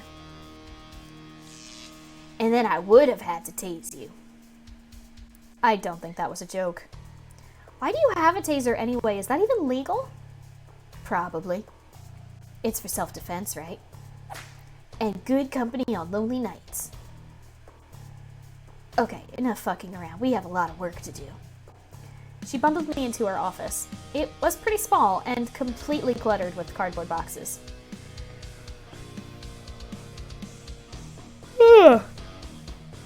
Excuse me. Okay, Trixie, you're going to help me with my side business, spring cleaning. We're going to go through these boxes and sort the junk into these 2 other, much bigger boxes. This is the stuff to be burned box. She kicked a generic wooden crate soaked in petrol. I chose not to question her health and safety practices and just tried to avoid actually breathing too much. And this is the stuff that might actually be worth money box. She tapped a sturdy metal safe. Okay, what kind of stuff are we sorting through though? Like, extra stock or what? Just like old antiques and books, nothing too important. Let's just get on with it, okay? I want to close on time. She dropped a cardboard box full of junk onto the desk in front of me. I started rooting around in it and found it was full of trash. Mostly dusty books falling apart at the seams and broken old antiques. But the more I looked, the more it became clear some of this stuff might actually be valuable. I pulled a golden bracelet out of the box and blew dust off of it. Engraved onto it was a strange fish-like face with a single opal eye that seemed to stare at me. Geez, how much money do you make selling this stuff? Heck, where do you even get this stuff from in the first place? This looks expensive. Heidi shot me an annoyed look. Don't question it. Oh, cool. All right, thanks, Iris. Thanks for stopping in. I will see you later-ish. Don't question it. So, a lot, and illegally. Got it. I chuckled to myself. Heidi seemed unamused. I carefully put the bracelet into the safe. Whew. As I sorted through the box, it became pretty clear there was a theme to Heidi's stuff. It was all, in some way, arcane.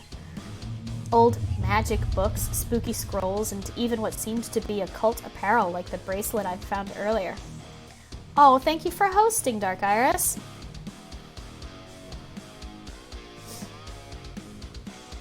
Heidi, do you believe in any of this stuff? Monsters and magic, I mean. She looked at me for a moment, somewhat puzzled. Of course not. I've never seen any monsters and magic. But, like, don't you ever get tempted to try out any of the spells in these books? I opened up one of the thick, dusty tomes and skimmed through it, looking for an example. Oh my goodness, I yawned once and now it will never stop. Before I could read anything, Heidi slammed it shut on my fingers. Hey, ow! Okay, new rule. You don't look at anything for longer than it takes to work out if it's valuable. Got it? I nodded. No, I don't believe in this stuff, but look, I'd like to keep it that way, okay? I met people who like this crap and it messes with their heads. This stuff is best left ignored, okay? Ignorance is bliss. She got back to work. I envied her lack of belief. I hoped with enough time my brain could fully convince me that what I saw the night before was just a heat, dehydration, and spore-fueled hallucination. But I think even then, I knew the truth. Heidi seemed to know that we were only inches from madness and intended to never test that distance. We sorted through the box for a while. Most of the stuff was pretty uninteresting, but a few things caught my eye. A copper amulet, a shard of amber with a strange ancient bug frozen inside of it, some long-distant ancestor to a modern bee, perhaps? A manuscript detailing a ritual to summon rain. And at one point, a Dungeons and Fungeons rulebook with Heidi's name on it, which was quickly grabbed off of me and stuffed into Heidi's desk drawer. I was getting pretty bored. Some of this stuff looked really interesting, but I knew Heidi would snap at me if I tried to look into any of it. Fortunately, there was a sound outside.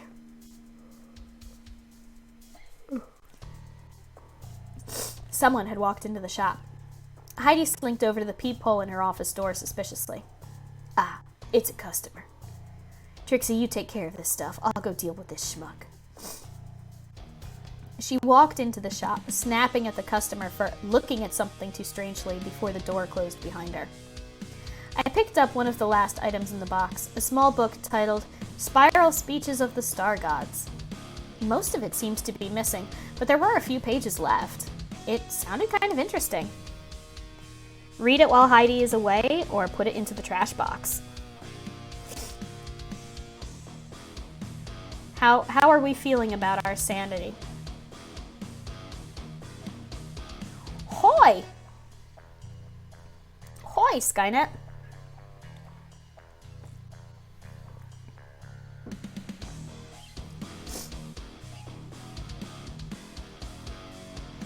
Um...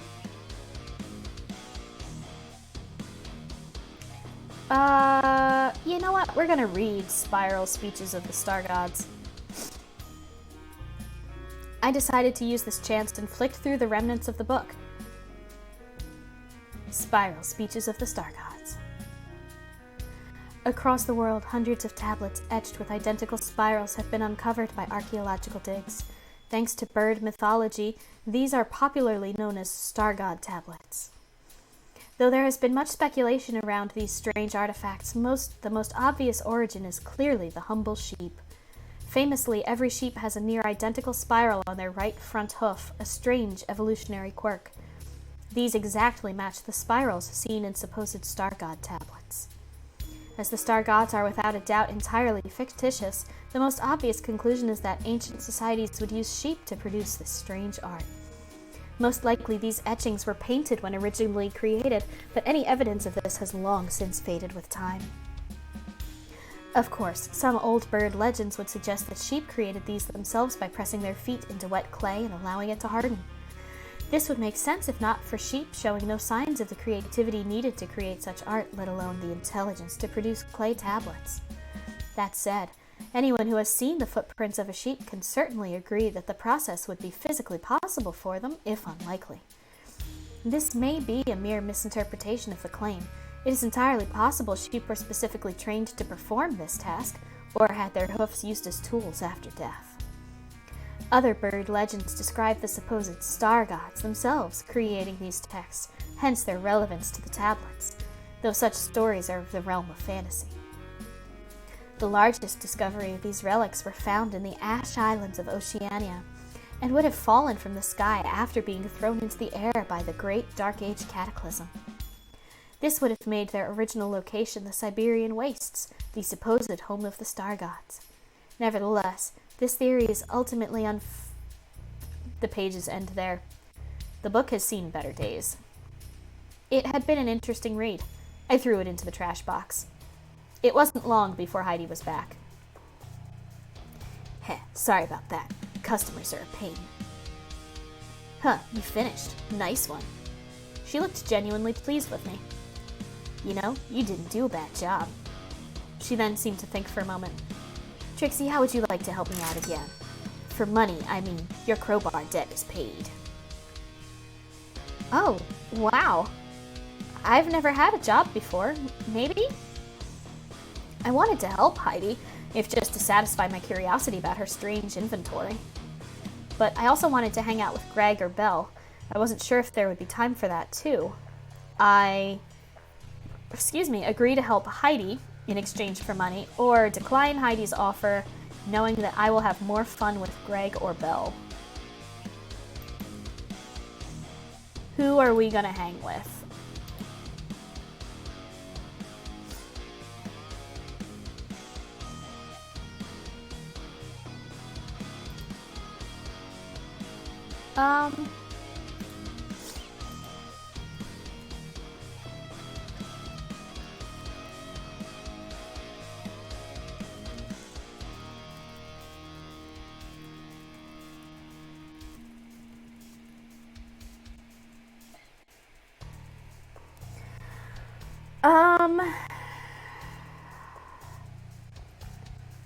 I mean, the broke college student part of me is like, help Heidi. But the part of me that is like, Heidi is super sus and, if I pick it would be at random. Yeah, I know. Agree? Yeah, alright, we'll agree. Yeah, I guess that might be fun. I could use the money to buy more bat stuff. Bat stuff? Okay, sure. Yeah, Skynet... No, this game is real weird. Tell you what, come along tomorrow at like 3 o'clock, you can help me out. Plenty more work to do. She tapped one of the unsorted boxes. Cool. Okay, Heidi, thank you. Right, I better start closing up. Thanks for your help. I'll see you, Trixie. I wished her good evening and started the walk back home to my bed. I could definitely use some sleep.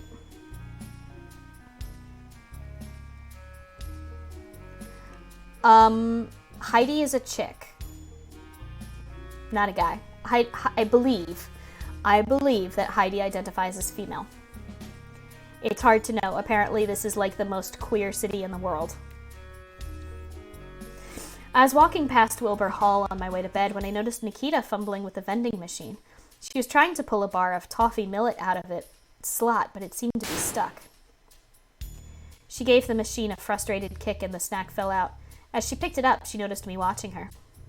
That thing is pretty metal. That's a little more accurate.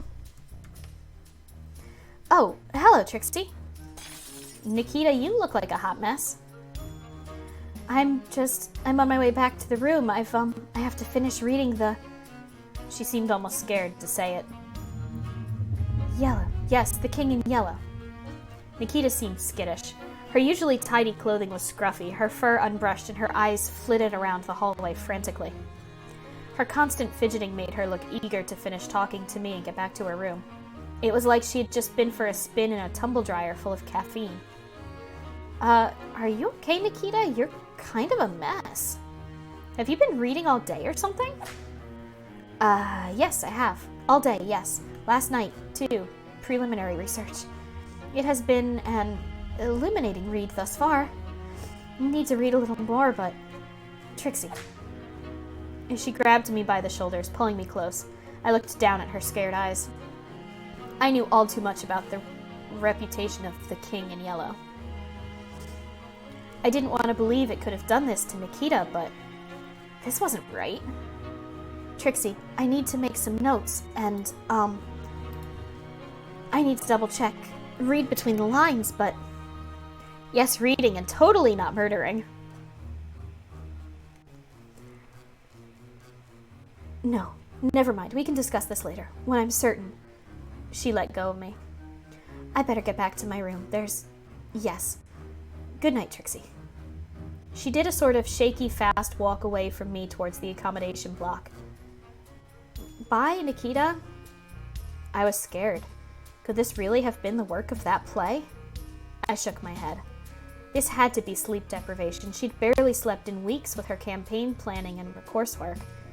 I didn't like Nikita, but I was genuinely worried about her health. I figured I'd let her finish reading and get some sleep, then I could always make sure she was okay in the morning. I eventually got back to my room and collapsed onto my bed. It had been a busy day. I was planning to muck about on my laptop until I got tired enough to sleep, but it was on my desk and I couldn't be bothered to get back out of bed. I remembered the book about ghosts I'd gotten a hold of a few weeks back. It was probably still on the floor next to my bed. I remembered it being pretty tacky. Peering over the edge, I could see it was. After my sighting in the basement, I thought it might be relevant. If I was going to stay awake a little longer, I thought I might as well use my time productively. Before I could reach for the book, my phone buzzed. Tabby had sent me a message. That was unexpected. I didn't speak to Tabby often, which is sad, because I kind of wish we were friends, but I don't think she really notices me. I used to think she was kind of weird, but after the last week, I have to admit I'm taking her more seriously. I wasn't sure if I could handle a conversation with her right then, but I did think it would be kind of nice to talk to someone. Let's not feed into our hallucinations. Let's message Tabby. Tabithia Night. Hey Trixie, one of my Psyker crystals, the green spiral-aligned one, went missing. I was wondering if you've seen it anywhere? Smiley. Hey, sorry Tabby, I haven't seen it. When did it go missing? ? No worries. Somewhere today, I think. Somewhen today, I think. Oh no, I'll keep an eye out for it. Hey Tabby, do you know the King in Yellow? ?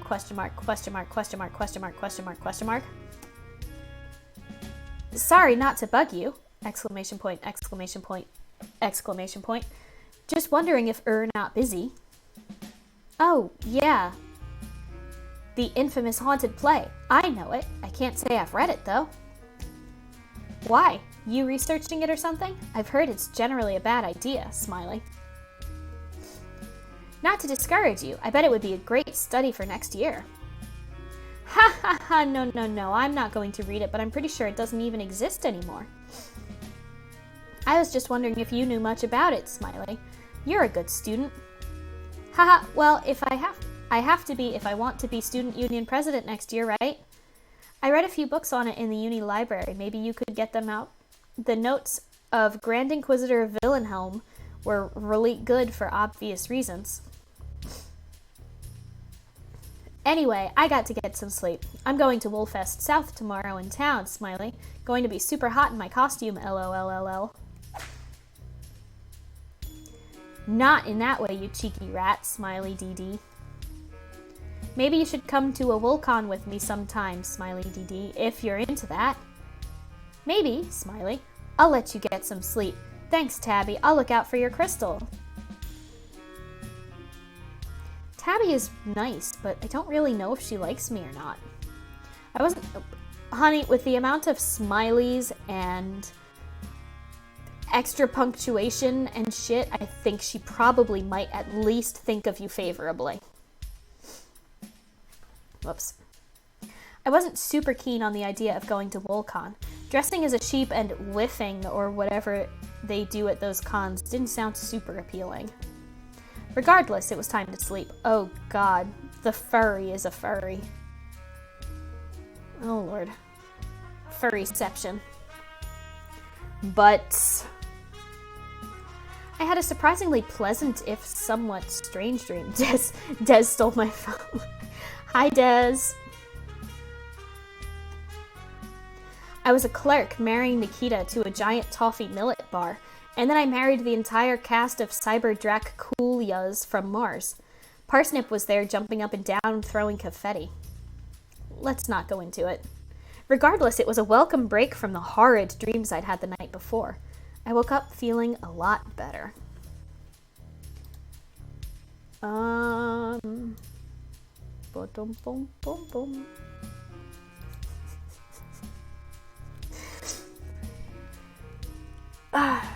It was pretty early in the morning, but I sent Nikita a message anyway.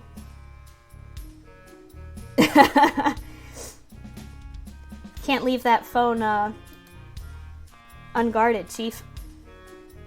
But there are no fruit emoji being used to replace reproductive organs, so it's hard to tell. Yeah, that's true, Skynet. There's no, there's not a lot of, like, straight emoji. I didn't get a response and assumed, also not one uwu. Well, they might not be uwus. I didn't get a response and assumed she must have finally gone to sleep. I could check again tonight, and if she was still MIA, I could let security or the campus doctor know she was acting funny. That said, I knew she wouldn't do the same for me. I lazed around in bed for a while until I felt too gross to not shower any longer. Once I was eventually somewhat functional, I decided to work out what to do. I remembered I'd promised to help Heidi again. I was hoping I wouldn't regret signing up to boring junk sorting, but I couldn't help but be intrigued by her side business, whatever it was. And some of the stuff she had might have been cool to look at, even if it was just that. With last night's encounter with Nikita all but forgotten, I made myself somewhat presentable and headed to town. What, no uwu? Oh, whoa. No, there have been 0 uwus or owos in this game so far.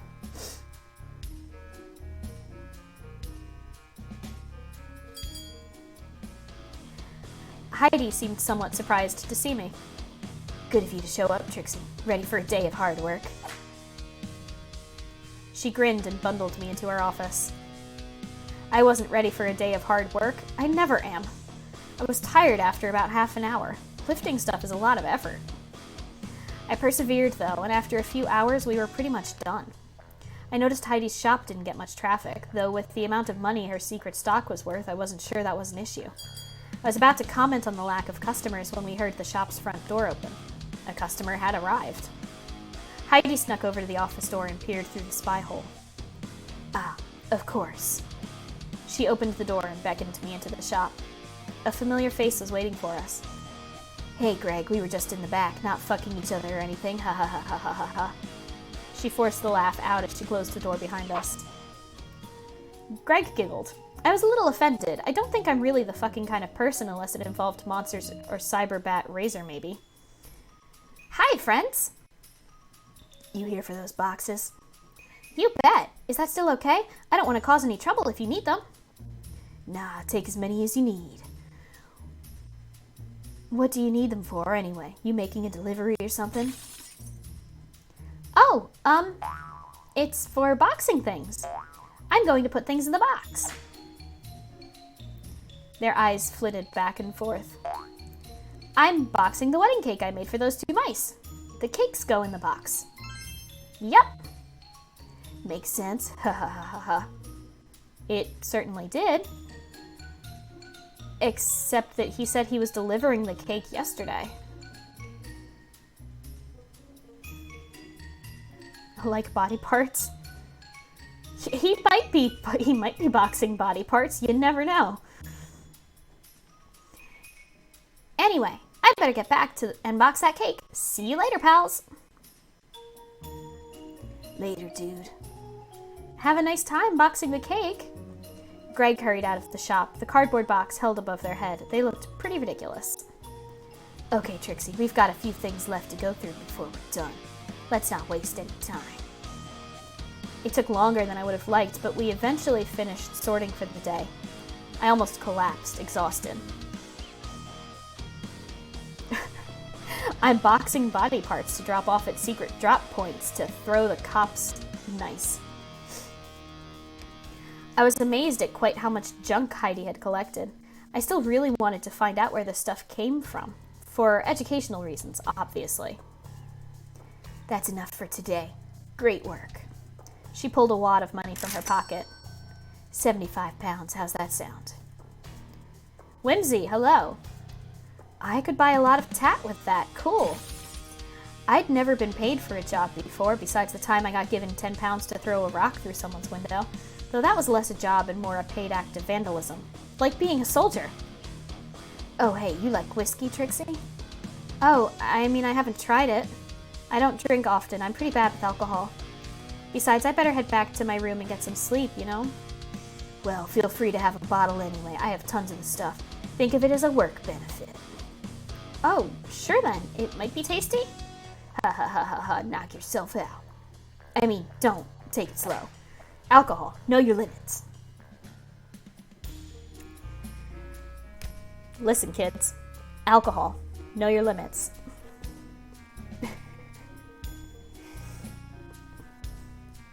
She opened her own bottle and downed half of it.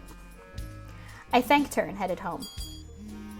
I drank the entire bottle within 10 minutes of leaving when my phone rang. Jesus Christ, Trixie, slow down, woman. Trixie, something came up. Can you help me out again? Fortunately, I'd avoided the whiskey's evil effects so far and was able to answer. I need a job there. Hi. Why are you shouting? Mostly. Sorry, I can be there in, a few minutes. Great, see you then. I managed to find my way back to Heidi's. It only took about twice as long as it should have. Hi! I kind of fell through the door. I tried to turn it into a kind of cool dance move, but I don't think it worked. Wait, Trixie, are you drunk? Ugh, seriously? Haha, yep! I tried to do a cool grin, but I'm pretty sure I just looked sleazy. Great, well you better sober up because it's too late to rearrange this mess now. I need you to go make a delivery for me while I meet my supplier. I hope it's not drugs. That would be very illegal. I giggled to myself for a bit, apparently finding the concept of drug prohibition hilarious. Heidi just shook her head in despair. How has she not gotten alcohol poisoning? That is an excellent question, Skynet. One that I cannot answer.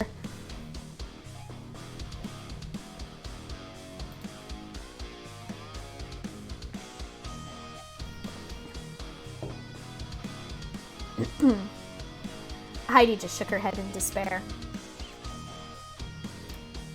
I realized I needed to get my act together and managed to brute force sobriety for a while. That's not how that works. Sorry, Heidi. I'm okay now. I can totally hand over some drugs for you. Easy! Heidi didn't look wholly impressed with my joke. Apparently, only I find myself funny when I'm drunk. It's not drugs. It's some of the crap we've been sorting. That stuff has... Well, it has a very specific clientele, and I sell it in alleyways. Look, don't worry about it too much, okay? We don't have time to mess about. Now, there's something else you'll need.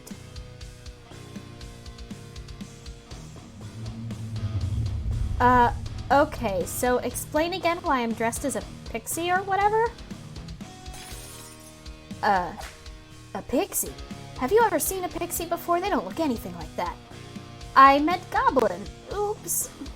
I giggled to myself for a moment before calming down again. Behave. Now, Trixie, you're no longer Trixie. In this costume, you are... something. Delilah Moonbeam, keeper of something something something. I don't know. This game has issues where it keeps like skipping over sections of dialogue really randomly. Delilah Moonbeam, keeper of the cosmic secrets? Is this your friggin' Dungeons and Fungeons character, Heidi? I started cackling to myself. Heidi seemed a lot less cool and edgy now. Heidi's face was red with embarrassment, but she quickly regained composure and swatted me lightly around the head. Hey, shut the fuck up. Delilah Moonbeam is my illegal antique book-selling alter ego. That way the weirdos who buy this crap can't recognize me and come stalk me. So don't fuck up and let anyone know who you are, and don't fucking tell anyone about this or I'll fucking end you, okay? She sounded pretty serious, so I shut up. Okay, so you're going to want to use a different voice. I usually do a deep, scary one. I wasn't going to do that. Talking in a deep voice made me feel like shit. As unhealthy as it might be, I'll always choose to kill my vocal cords and talk how I want to over my normal voice. Or worse, an over-the-top deep one.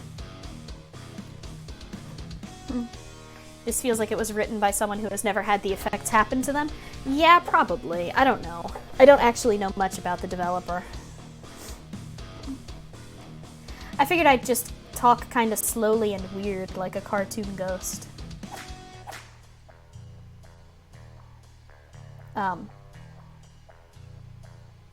Alright, hold on. Let me look at these preferences real quick.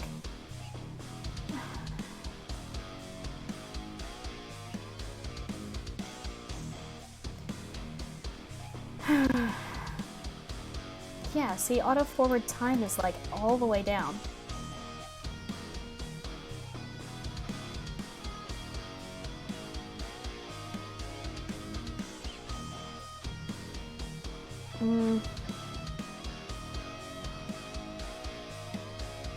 I don't know. Trixie, shut the fuck up. You kids need to learn your alcohol tolerances. I giggled under my breath a little more, but managed to shut up. Okay, as I was saying, you're heading into the alleyway next to Pound Town, that cheap tat shop like 10 minutes from here. Someone will meet you there. You take the payment, then you give them the books, then you leave. Got it. Yeah, I got you. Spooky voice, don't show my face. My name is Delilah Moonbeam, alleyway, going to Pound Town, give the books, get the payment. Easy. Heidi didn't look super convinced, but before she could comment, she glanced at the clock. Fuck, you're gonna be late if you don't get going. Just don't muck this up for me, Trixie. Please? I'll pay you well for it when you're back, I promise. Are you going to pay me in more whiskey? Because that might kill me. Heidi handed me 2 wrapped up books and bundled me out of the door with some vague directions to Pound Town. Guys, we're going to Pound Town. It wasn't too far from the shop, so even in my inebriated state, I got there pretty quickly. I waited around in the dark alleyway, hoping I wasn't late. Just as I was thinking about leaving, I caught sight of movement in the darkness. An odd figure shuffled towards me. They forced themselves towards me on clumsy, rigid legs. They wore a heavy hooded cloak which shrouded their face in a darkness from which yellow eyes gleamed towards me. The matted figure. Delilah. Their voice was strange. It rasped every sound and cut out suddenly at the end of each phoneme. Ooh, I'm Delilah Moonbeam. Ooh. The figure's hooded head jerked up and down. I think it was supposed to be a nod. That. The figure twitched, almost seeming to collapse briefly before jutting back up. Before I could ask if they were all right, they spoke again. "The payment as discussed." The figure shakily and judderingly extended a hoofed hand to me. Their arm was covered in matted, dirty wool, parts of it which were shedding to reveal what seemed to be deep peck marks. I thought of the abandoned cottage and the clumps of matted wool lying within and shuddered. I thought of the dark stain and the bird feathers lost in a scuffle. A coincidence, surely, but not something that bore thinking about. Despite their arm ending with a hoof, this creature was clearly no cow. It appeared almost sheep-like, though I knew that was impossible. It dropped what seemed to be several pearls and pearls. It dropped what seemed to be several pearls and a beautiful sapphire-inlaid circlet into my outstretched hand. The valuable items sparkled in the starlight. I almost thought about stealing them to pay off my student debt, but I'd probably need a few diamonds on top of it to even make a dent in that. Mood. Besides, Heidi had a taser, one of which she had neglected to give me for this meeting. Great. I put the treasures into my bag and took out the first package. I gingerly held the package forward, and the matted figure clumsily took it from my hands. "Thank you, friend. And that next." The matted figure was off-putting. I wanted to get out of here as fast as possible and never see them again. No problem," I spluttered out. I was about to pass them the second package when I felt sick. Drinking that much whiskey had been a mistake. The last thing I needed was to throw up inside that mask. There wasn't anywhere for it to go. I took off the mask and was pleased to find I just needed to burp. I almost yelled, realizing what I had done. My eyes locked with 2 yellow pinpricks under the stranger's hood. I could swear I saw a flash of recognition. I quickly put the mask back on, almost dropping it in my panic. I claimed my face was actually a second mask, tried to distract them, and ran away.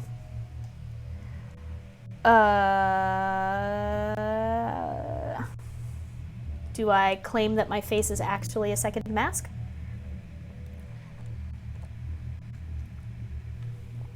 And yet, no. Absolutely no one would ever name a tattoo shop that.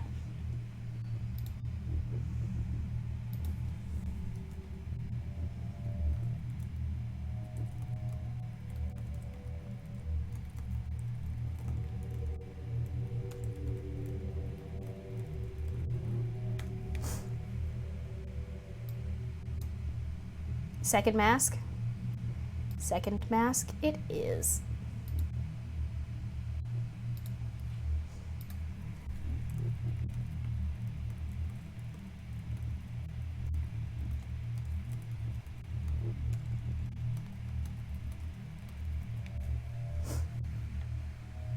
I wanted to yelp and run, but I managed to keep my cool, apparently forgetting to put on a voice in the meantime. Holy delay on my end. Yeah, sorry. Okay, right, so you probably think you got me there, but actually, nope. For you see, I am wearing 2 masks. Several, actually. This, I tapped the mask smugly, was but a first. My face was but a second. I mean, my mask was but a second. It isn't my face. Wasn't. I thought that might have worked and swayed on the spot for a bit. My heart dropped. Under the hood, I saw the glint of a malicious smile, and I knew the strange matted figure had not believed me. I was about to hand over the packages and run, but I freaked out, and the next thing I knew, I was running down the alleyway, the figure following me with loud stomps of its strange, hard, hoof-like feet. My heart raced. That unnatural creature in the alleyway filled me with dread. Something about their appearance, mannerisms, and even the air around them chilled me to the bone. I threw open the door to Heidi's shop and ran into the office, relieved to see Heidi was already back. "You're back already? Good work, I owe you one. Get that costume off and we can both go get some sleep." I took the costume off and packed it away like Heidi asked. I took my time, but I couldn't put it off any longer. So, Heidi, there was a little fuck up and they saw my face? Kinda? What? You showed your face to them? Are you kidding? I gave you a fucking mask, specifically so this wouldn't happen. Do you know how much danger you've put us in? You know the people who buy this crap are real psychos, right? Like completely unhinged?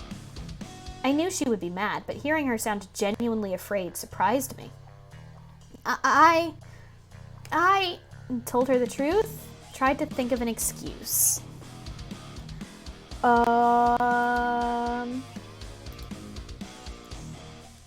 Let's tell Heidi the truth.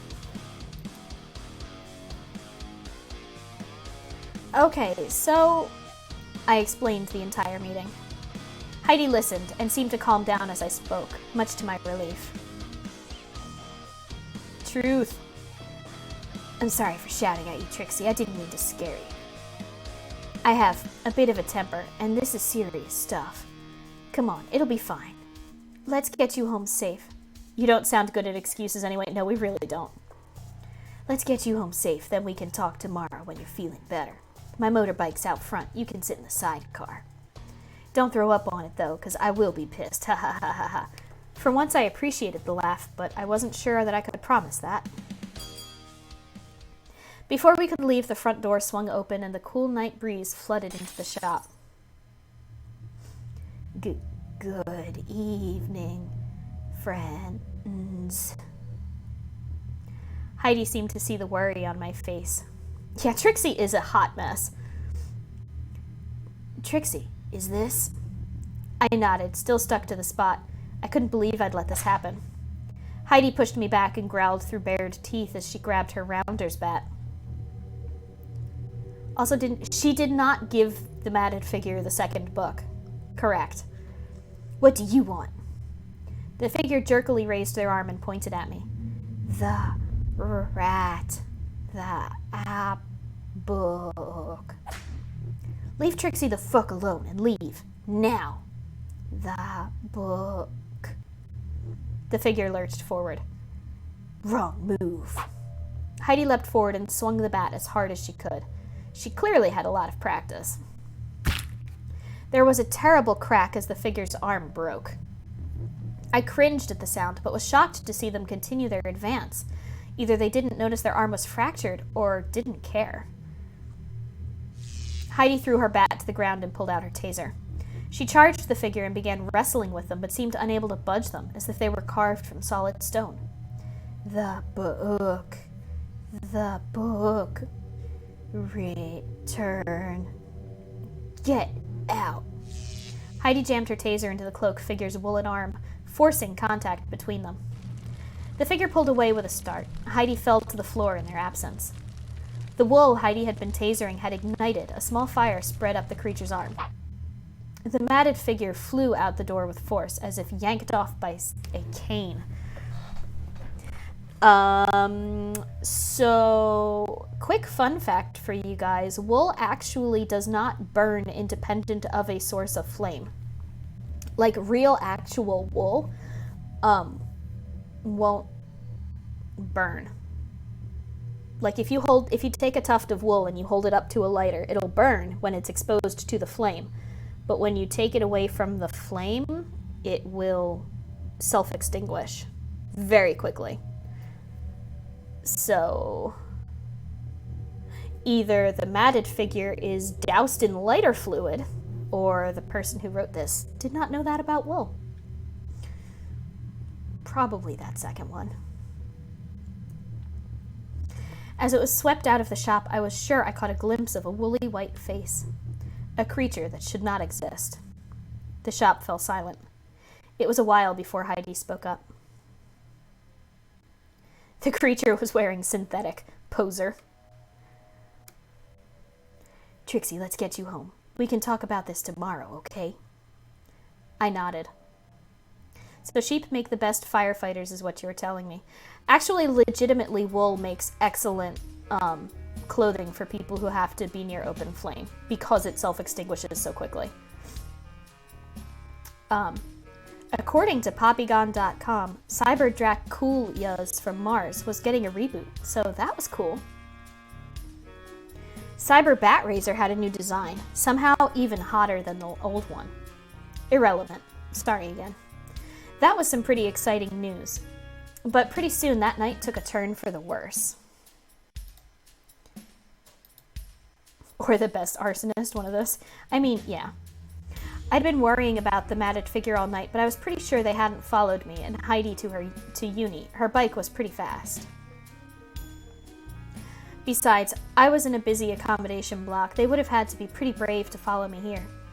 I'd calmed down a lot after eating some snacks. Things were going to be okay, I foolishly thought. Eventually, I managed to get to sleep, only to be immediately woken up by knocking at my door. If it was Nikita, she'd be shouting at me by now, so who was it? The matted figure? Trixie, this is important.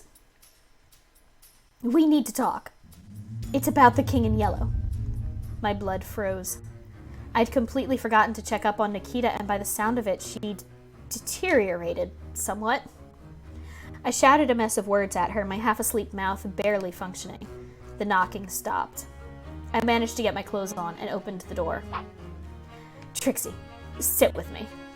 She took a seat on my bed, the King in Yellow clutched in her hands. I was taken aback. Nikita always looked faintly repulsed by my hygiene. She would never normally consider touching any of my stuff. Nikita, are you okay? Trixie, shut up. I'm fine. Now sit down and listen to me. I already told you this is important. She didn't look fine. She looked even worse than the last time I saw her. I nervously sat down. My eyes were drawn to the closed play. It was only a book, but it seemed to suck the air out of the room. I felt cold, confused, scared. Trixie, I finished reading it. It says so much. I can't. You need to read it for yourself to understand. It's just so... I can't explain. My head is a maelstrom. But Trixie, my point is, I'm in this play. Or, I mean, I can tell it's supposed to be me. Trixie, I am the heir to the Broken Throne. I am the heir to Carcosa. I was dumbstruck. What was Nikita on about? She was a character in some old play, the heir to a fictional city? It was madness. Nikita, I think you need to sleep. You're not making any sense. Trixie, you are not going to get me sectioned. Don't you dare accuse me of being sick or mad or...